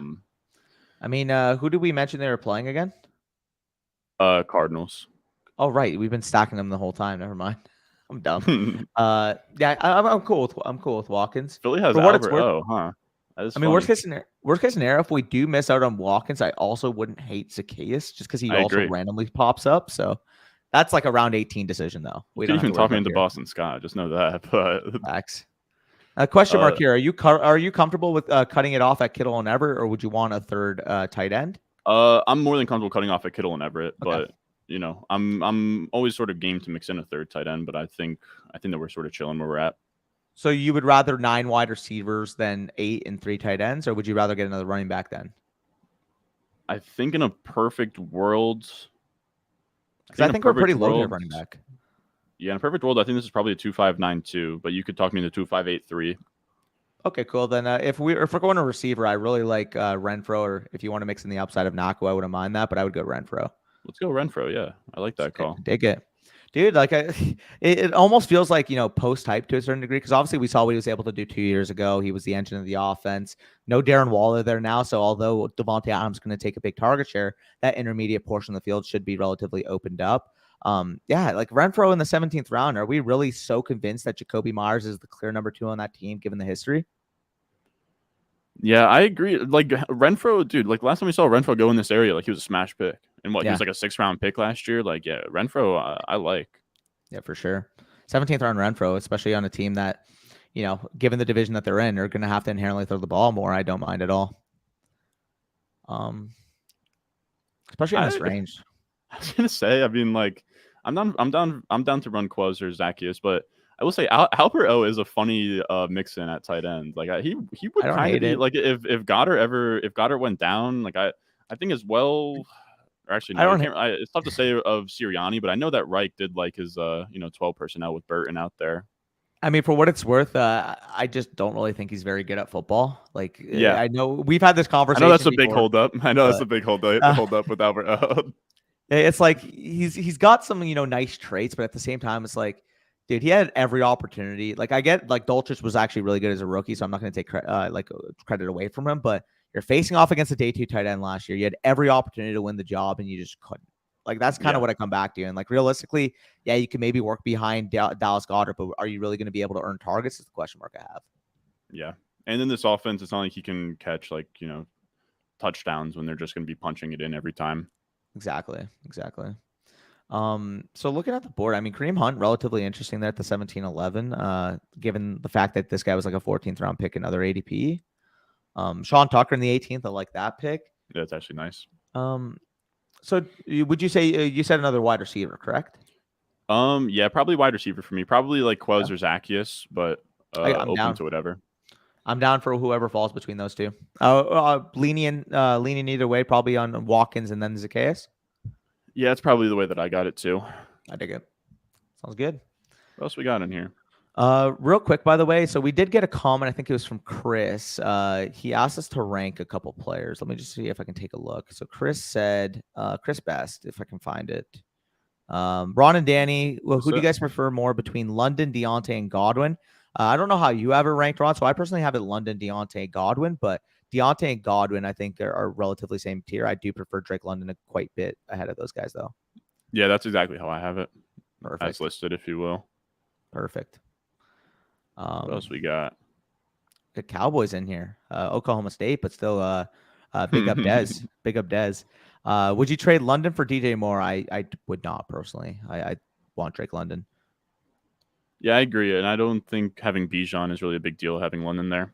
Agreed. I mean, like we've talked about it like ad nauseum pretty much this offseason, but people are saying, oh, like too many mouths to feed, bad offense, low volume. It's like, yeah, are we also not considering the fact that this is probably the most concentrated offense in the entire NFL? Like how many touches, how many opportunities do you think are going to go to any non-Bijan, Kyle Pitts, or Drake London player on that offense? Not a ton. I mean, what's their third receiver? Like, Right. oh, it's Matt Collins. Yeah. Right? Like I think it could be all like decent, like 17th round type of dart throw if you want to mix him in, but like there's no real like Michael Gallup threat on that team. And Bush touched on it earlier. Like they just had a historically low pass volume. If that if they go from historically low to even just like bottom 5, like that's enough to work with London. And speaking of this applied to Pitts because I talked about it on the breakout video, but I'll go through my notes here. But real quick, I want to just see the difference. You have Pitts listed in your breakout video? Number 1. Love Number it. 1. So per player profile, obviously you know the song and dance with Pitts, 27.3 target share, 34.3% target rate, air yards, top 5 despite missing 7 games, most deep targets in the league despite missing 7 games as well.